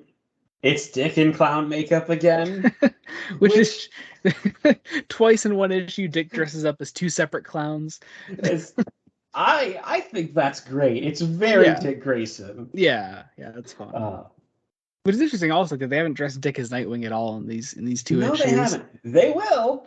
We'll Oh get yeah. it. Uh, But yeah, so Dick stops these two guys. He goes up to Tim is there admiring Dick, and as Dick is parting ways with Haley and everyone. yeah, it Um, turns out, the clown didn't actually do it. It was the strongman, doing gang connections. mhm. Uh, Tim confronts Dick. Um, and it's like, oh, you didn't rejoin the circus? Better. I'm becoming its co-owner. Now, who the hell are you? That doesn't matter now. Dick, look at this, please.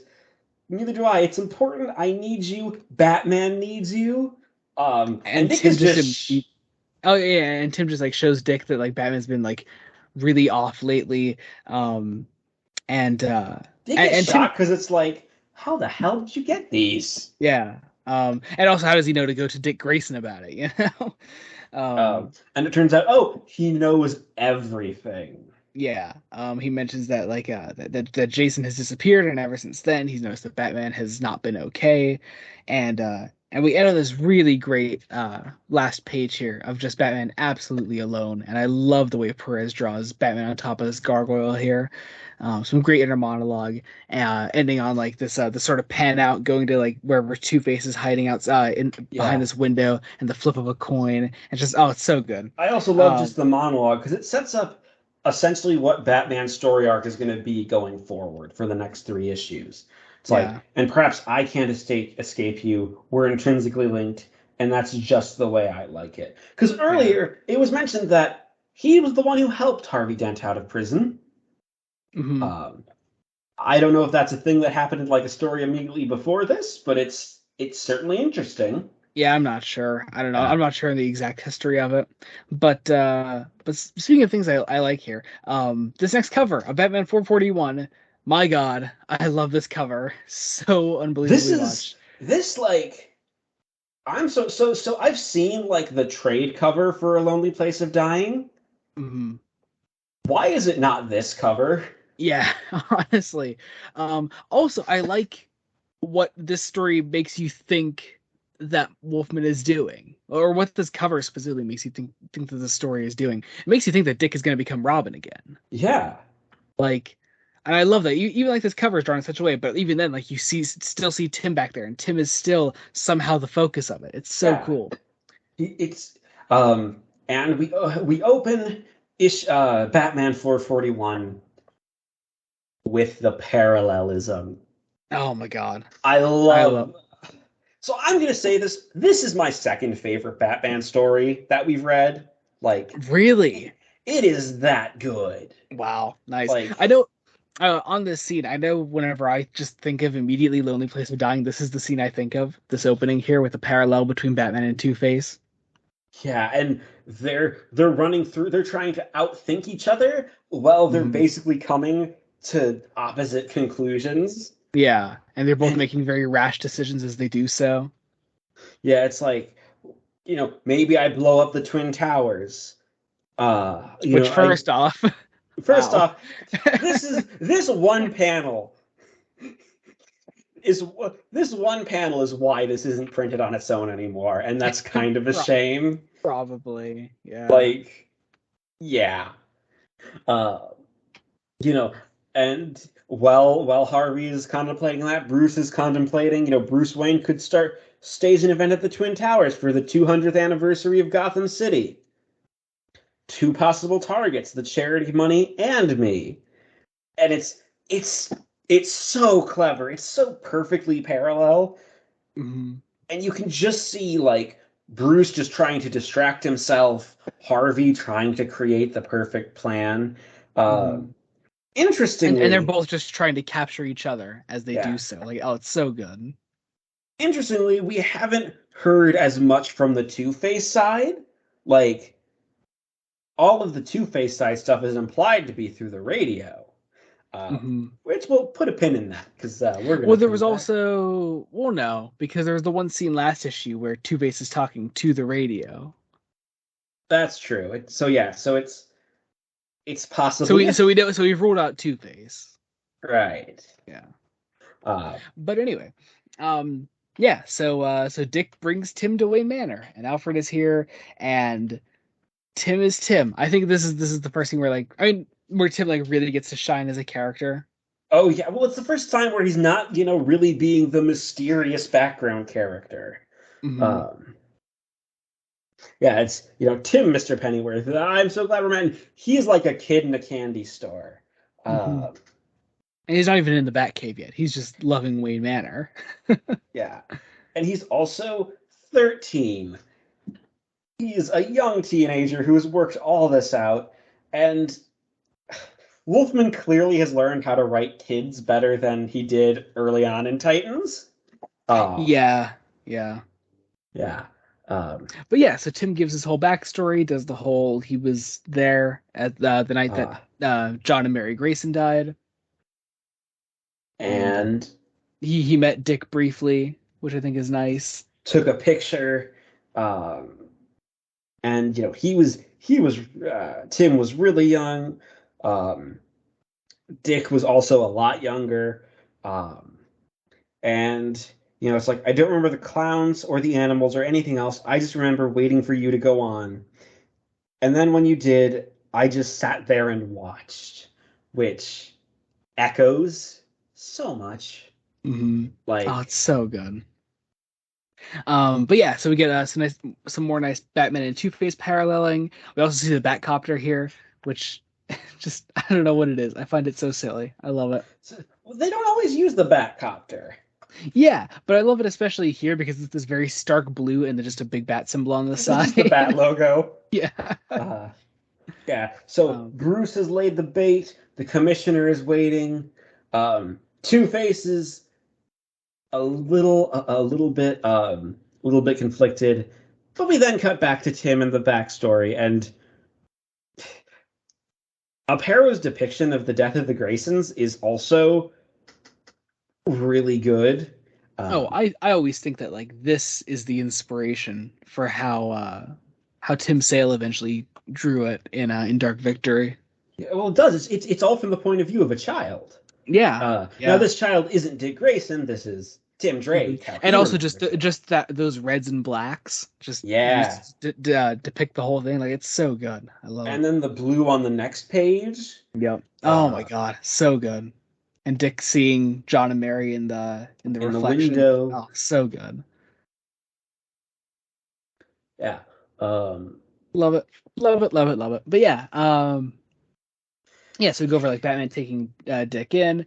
Then we uh, cut to more Two-Face and Batman paralleling. And my God, these pages are so damn good. it's split right down the middle, and both characters have chosen the wrong spot. Yeah. Like Batman's at the Gemini Casino. Uh, Two Faces is on a is on a bridge. It's like a bridge that has like twin pillars, Mhm. and they then decide to switch places independently of each other, which is just another layer of like just comedy to Mhm. this entire story arc. Yeah. Yeah. Uh, Because again, it just shows just how blinded both characters are. yeah. Um, but yeah, we get some really important backstory for Tim that he was also traumatized by the death of the Graysons because, like, what child wouldn't be? Yeah, yeah, Uh, he's a very young child. He just saw two circus performers, supposedly safe, just die right there. It's messed up. just die right there. And the only thing that would get him out would be videos of Batman and Robin, Yeah. um, portrayed. I think this kind of like Oh, through like Adam West. Is that what you're yeah, gonna say? Yeah, like I think like Penguin there is specifically drawn like Burgess Meredith. it's Like, it's Burgess Meredith. I also think that even like Aparo tries to do a Dutch angle because all the yeah, villains. that whole show is Dutch angles. Yeah. Yeah, whenever the villains are there, we just tilt the camera and it works. Yep, it does. It actually works, like unironically. Um, but yeah, so Tim, like after giving his whole backstory, he comes to the conclusion and tells Dick like he needs Dick Grayson back, not you as Nightwing, but you as Robin. Yeah. Um, and Which is uh, interesting here because Tim has never even brought up the possibility of him becoming Robin at all. he hasn't, and he won't because he's not thinking about it. Um, he's like, Tim says, I work out. I'm no circus acrobat, but I'm pretty good, I guess. But mostly I read about you two. You've been both so important to me in so many ways. And when I see that without Robin, Batman is going off the deep end, I know there's serious trouble. And the specific need for Robin, I think, is important too, just because I think Wolfman is directly trying to dissect that little bit of fans who want Dick Grayson back. Hmm. Because having, at this point in what DC is doing and in comics history, outside of like flashback stories like Dark Victory, where, it's just telling a story in the past, Hmm. you can't bring back Dick as Robin. No, no Like, way. especially since Dick as Nightwing survived Crisis. Yeah. Like, Well, if they were gonna and bringing reset him back him, as Robin, like, what is that actually accomplishing? You know, you need to further these characters, and if you need Robin, he needs to be a new character. You need someone to breathe new life into that mantle, and that person is Tim. is going to be Tim. Uh, yeah. So, uh, some kids have been kidnapped by Two Face, Batman goes to save them.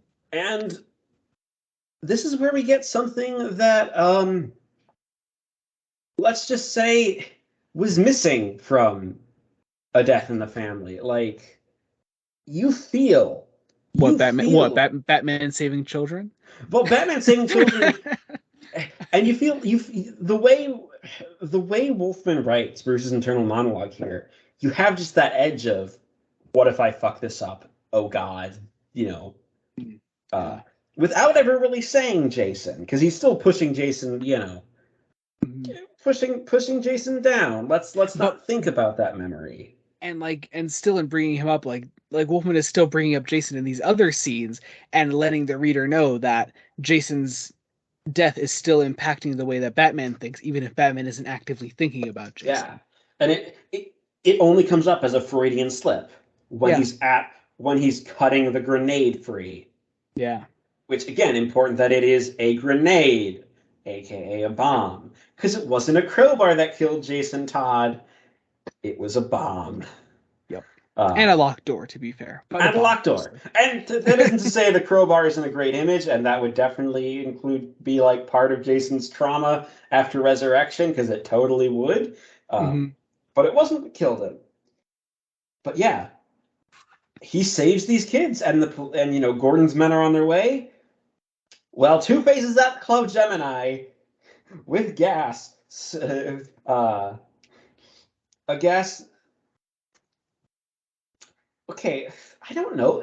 He's doing it's a gaseous form of ether, which is, it's not knockout gas, but it is a gas that will make you very lightheaded and make you pass out. Okay. As a chemist, I have worked with it. Let's just say I'm glad that we wear masks in the lab at times, because it's a strong smell. Gotcha. Yeah. But yeah, we go down to the Batcave with Tim and Dick, and we Dick gets in the Nightwing costume. We love We the see disco him. suit. It's We the love the disco wing, and it's the disco it's drawn suit. so nice. Yep. Um, But yeah, and we see that. Um, and Dick is gonna go help Bruce. He mhm. drives off. And Tim does the sort of audience surrogate of saying like Batman needs Robin. Doesn't anyone understand? And Alfred says, "Perhaps, young man, perhaps Dick understands profoundly. Perhaps that is why he brought you here." And And Tim's face is just like, what? yep. And we had another really nice parallel between Batman and Two Face, and what a great issue! Like it's probably the best individual issue of this story. Oh yeah, Yeah, I really like this one. it is amazing. Yeah. Um, But anyway, New Titans number 61, Lonely Place of Dying, part 4 of 5. We open on Tim trying to convince Dick to put on the Robin costume, and Dick is like, no, obviously. But Dick never expressly says that Tim should become Robin here.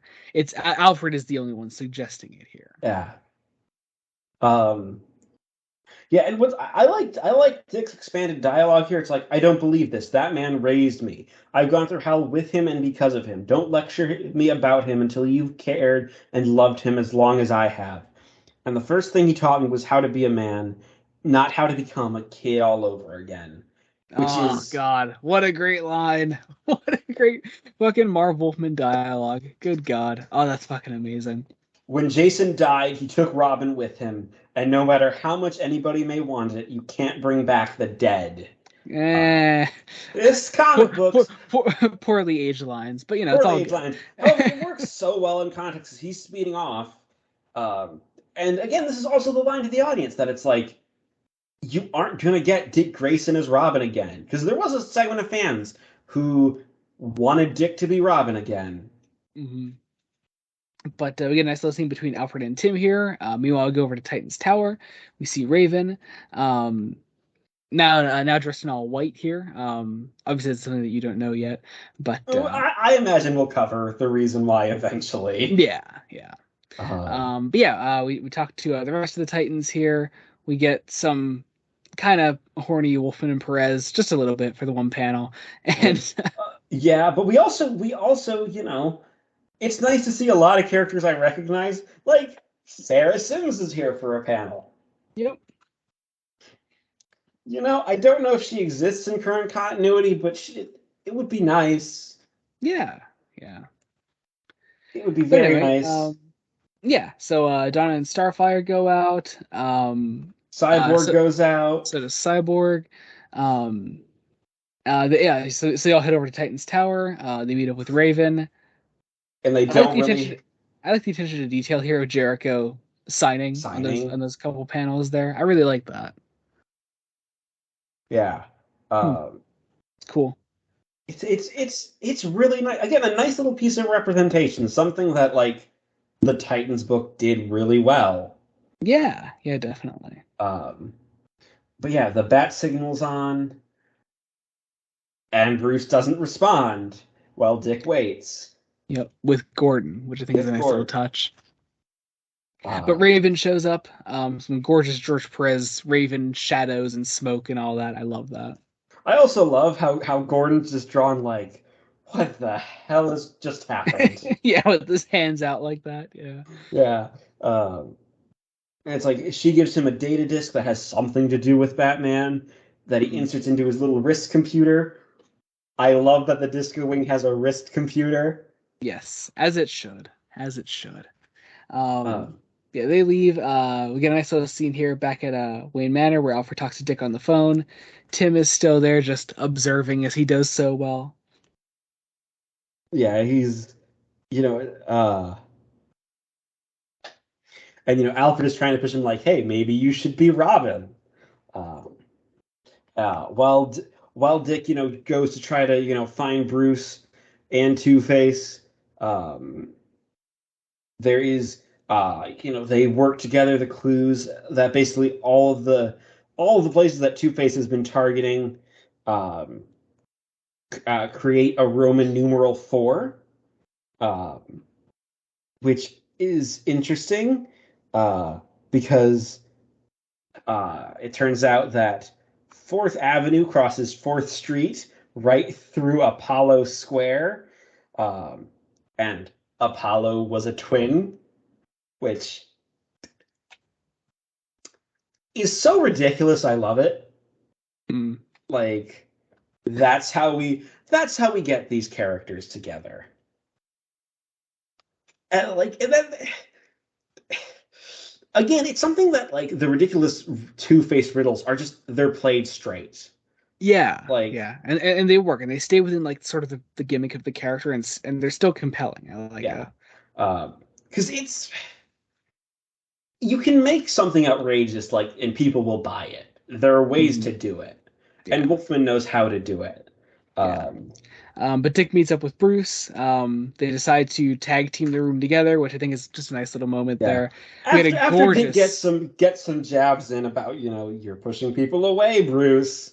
yep. Um, But we had a gorgeous full panel there of Batman swinging into the room and all the glass breaking there. I fucking love that. it is amazing. Hmm. Um, meanwhile, Dick goes on the first level and comes in through a vent, and Hmm. then in the room is an upside down bedroom. And it's like, right, there's, I love, it's like, this isn't your style, or is it? Two different forms of logic, two perspectives. I can come up with a two-faced rationale, but no reason or motive to do this. And where's Dick? Why isn't he following my orders? I can't protect him unless Two Faces coin. No, it's a double. It only has the scarred side. What's going on here? Nightwing, check in. Where are you? And Dick is in the basement, where, uh, it's like everything is upside down. It's like, look, we are both tired. We need to sleep. We need to figure out what's going on. Um, and Bruce is not having it. It's like, you Hmm. go. I'll wait however long it takes. Yeah. Uh, Um, Yeah, and then there's another bit here where once again he almost calls Dick Robin. He says Nightwing again, but Nightwing is confronted by Two-Face then, um, and Two-Face flips his coin, blows up the just the flooring there, so that Batman and Nightwing are on the same level. Then he sort of caves them all in there, keeps them all trapped. And meanwhile, back in the Batcave, Alfred sees that Dick has turned on his homing signal, and after that, what is it? Alfred says because the Bat computer keeps track of all incoming signals, the signal was cut off without an end demand. The cutoff was abrupt. There must have been an accident. Tim says, "What do we do? We can't just leave him there. Alfred, come on, we've got to do something." As there's a slow zoom in on the Robin costume, which gives us another great cover for the final issue of this, which is Batman 442. Tim in full costume there, with the great little tagline at the bottom: "DC Comics aren't just for kids." It's like, yeah, they aren't. With Tim there, like the youngest Robin right now. Yeah, I love it. But yeah, we get a recap, and it finally clicks in Tim's mind.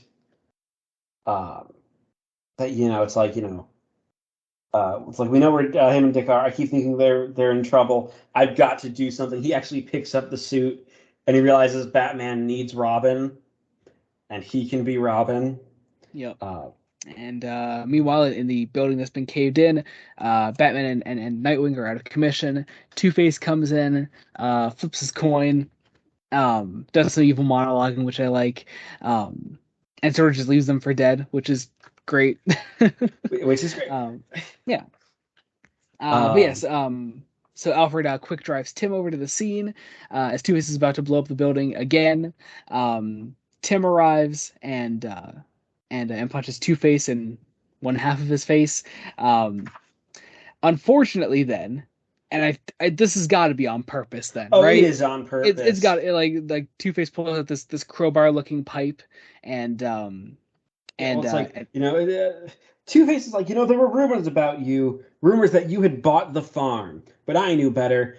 If you were to die, I'd be your killer, just as I'm the one who finally murdered Batman. And he goes in like the same sort of position that Joker did and goes towards Tim, and Alfred is just horrified. Yeah. What's interesting is that he stops. Which, by the way, worth noting, Alfred is just fucking not there in A Death in the Family. He's there for one scene. And does nothing. He's there at the beginning. His scene at the beginning is great.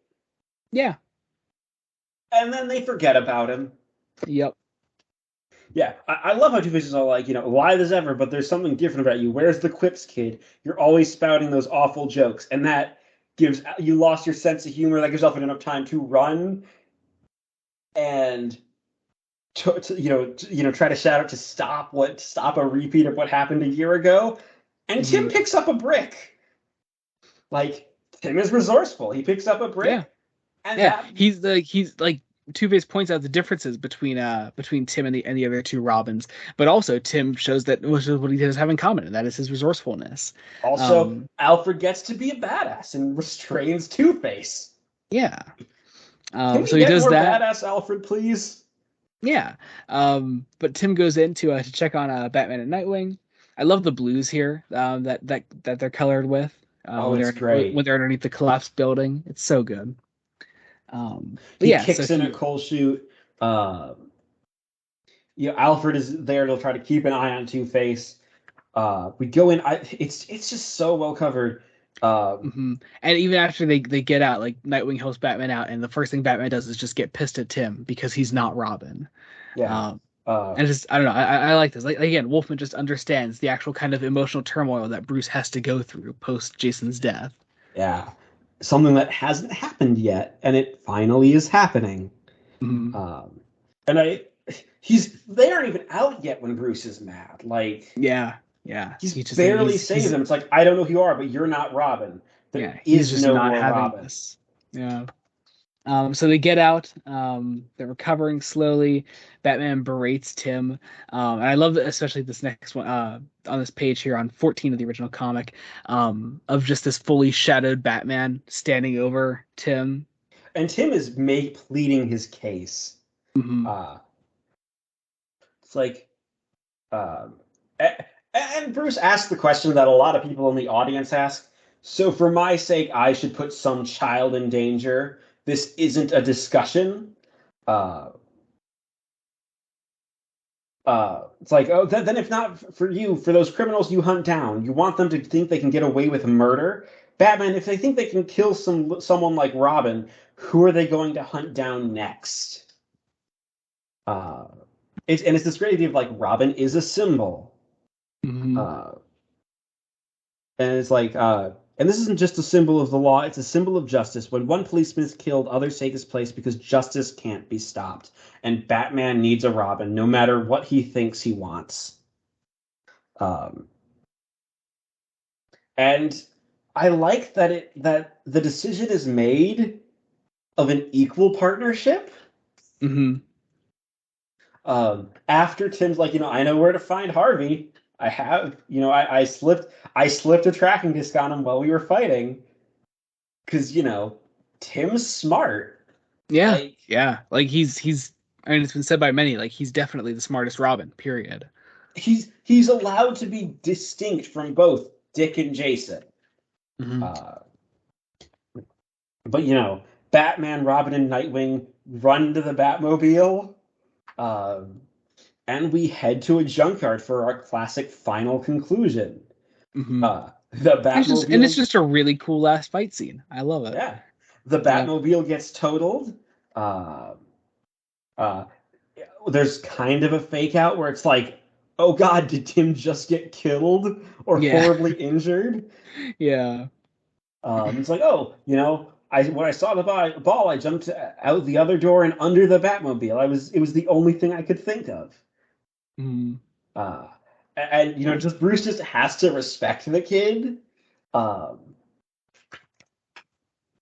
and Harvey's up on a crane, and Nightwing gets him down, culminating in like my favorite moment in the fight, which is the end.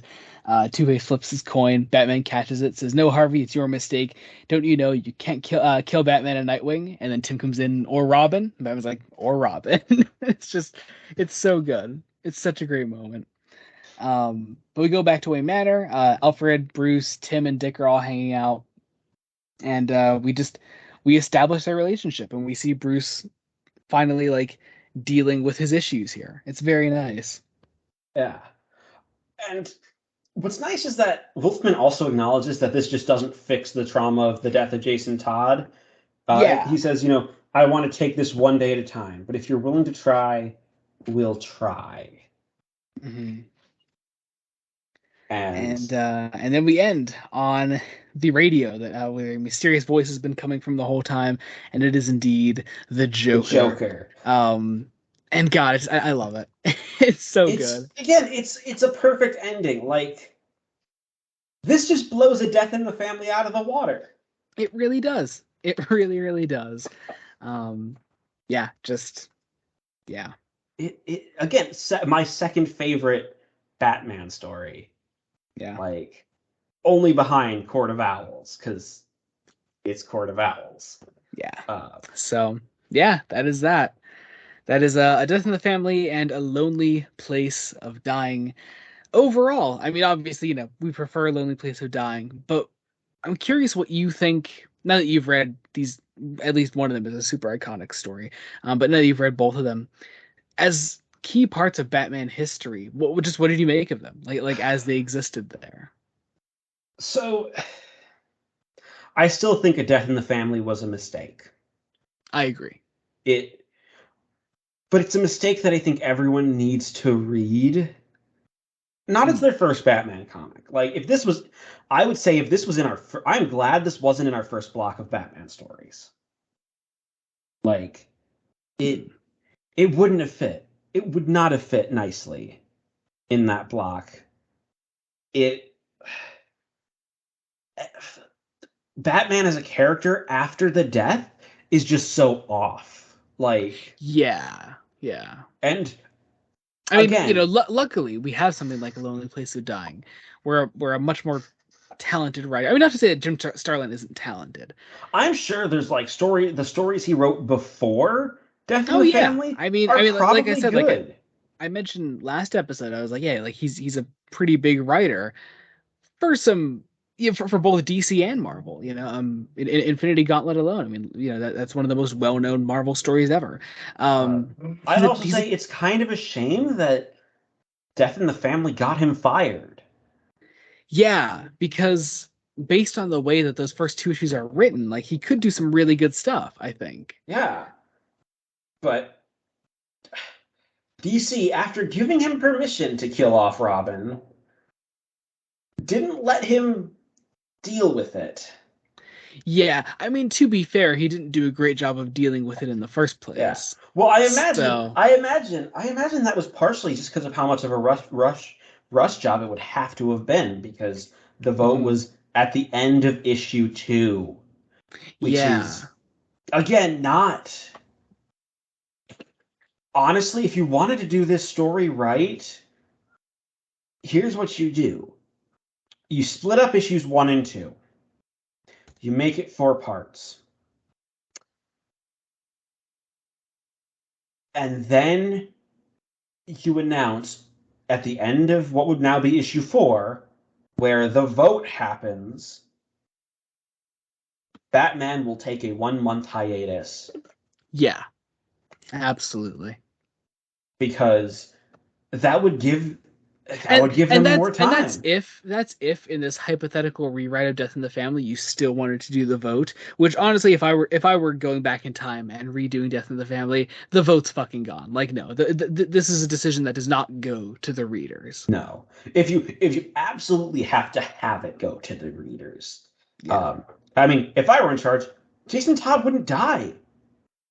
He had been a Eh, character. the death still works though in those It first two issues. works. First two issues and the first 10 pages of issue 3 even. You know? It works, but the problem is partially this version of Jason had only existed for a little over a year, Yeah. and that is such a shame. Like uh, maybe people would have started to like him more. Yeah, yeah. I mean there's that. There's also the complaint I understand that Jason just isn't distinct enough from Dick until towards the end of his character.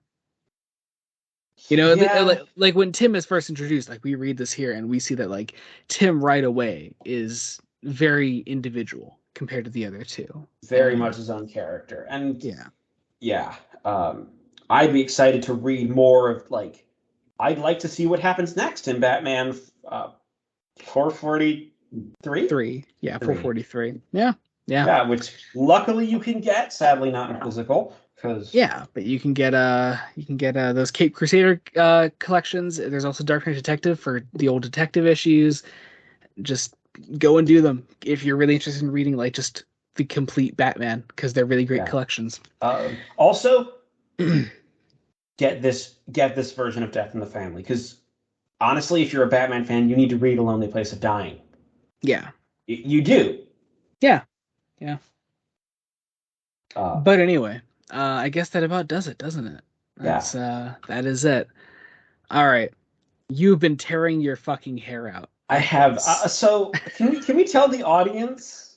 you go ahead. Tell them your whole process So of trying to figure out what the next episode is because so you were just continuously terrible with this at and I the love end it. of episode 20, when it was announced we were doing A Death in the Family, as soon as we stopped recording, I was like, well, now I obviously know what episode 22 is. It's going to be Under the Red Hood. And then Joey said, it's not. It's not. There's It's another not. step. No. There's There's another another step. step. There's So another I have step. been racking my brain to figure out what this other step is going to be. Now, of course, people listening know for a fact what it is. Like they can guess it right now, as So long as I tell them there's another step there. Um, I have had a couple of guesses. Go ahead. I'd like to hear them. I thought I, maybe I, I, we'd cover. I, I think my favorite of your guesses is the most ludicrous one, the one you said right before we started Yeah, recording. yeah. So my guesses are maybe we're doing something with Tim from the 90s, like maybe like does it. I thought at some point maybe something with Stephanie Brown, because I know she's a character who dies and comes back. Maybe there's like a parallel there. I don't know. This is so funny. I thought Joey had mentioned it's one you've heard by name, and I know he's mentioned a story called The Black Mirror, but I think that's a little too far. That's immediately pre-New 52, so yeah. Okay, so far. that's too far. Um, Yeah, that was actually the last Detective Comics story before the New 52. okay, because Yep. and then I thought this morning before we recorded, like he comes This back one. because of something that happens in Infinite Crisis. Are we doing Infinite Crisis? No, we're not doing Infinite Crisis. So, oh Joey, my God. what are we doing? Okay, so my favorite part about this is you're gonna kick yourself in the ass. Um, okay, so next time on Fresh Face Comics, we are covering Batman Hush, which is so funny to me because you guessed that last episode. What does Hush? You'll see. You'll see. Jacob, just shut up and read it. You'll see. Okay. You'll see. When you see it, you'll know it. Okay. Yeah. So next time, Batman Hush, Jeff Loeb and Jim Lee, our obligatory Jeff Loeb story for the Batman block. Okay. And Joey, also is very important, and you do need it. So I am confused. For now, for you with Hush, the selling points are more Tim Drake Robin and plenty of Batcat. Oh yes. It's a big old Batcat story. So that'll be fun. Yeah. So also, funnily enough, you do already have this because you got it for Prime Day, right? Yeah, because there was a buy one get one 50% off on a bunch of like books, comics, and things. Yeah. So got it for cheap. Yeah. So I love this. All right. So thank you all so much for listening. As always, wherever you're listening to us on, be it Spotify, Apple Podcasts, YouTube, Anchor, Google Podcasts, whatever, leave us a rating, subscribe to us, whatever. Let us know what you like, what you don't like. Let us know if we're assholes. We probably are. If you don't already and you'd like to give your opinion on whatever we cover, follow us on Twitter. That's where we conduct most of the discussions. Yes, I'm at Jomo with 3 underscores. Jacob is at Newt5996. Of course, as always, there will be a link to the description wherever you're listening to us. Also, as in the description, you can find the book that we read for this episode and our next book. So in this case, there will be Death in the Family link down there and Hush link down there, so you can go check those out. Buy them off Amazon. They're still going for decent prices. Maybe not the hardcover of Death in the Family, but still. But the paperback does have Lonely Place in it. I can confirm that. Fantastic. And keep an eye out for one of our off weeks this month, at least, as we will be having a bonus episode out. Though we will at least one, possibly two, depending on. I was gonna say we might have 2 bonus episodes next. Yes, month. Depending on timing. So we won't say what they are. So keep your eyes out. Neither of them are Batman related. So yeah, massive step for the bonus episodes. Yes. So yeah, I guess until next time, this has been Joey Morgan and Jacob Licklider. Goodbye. Goodbye.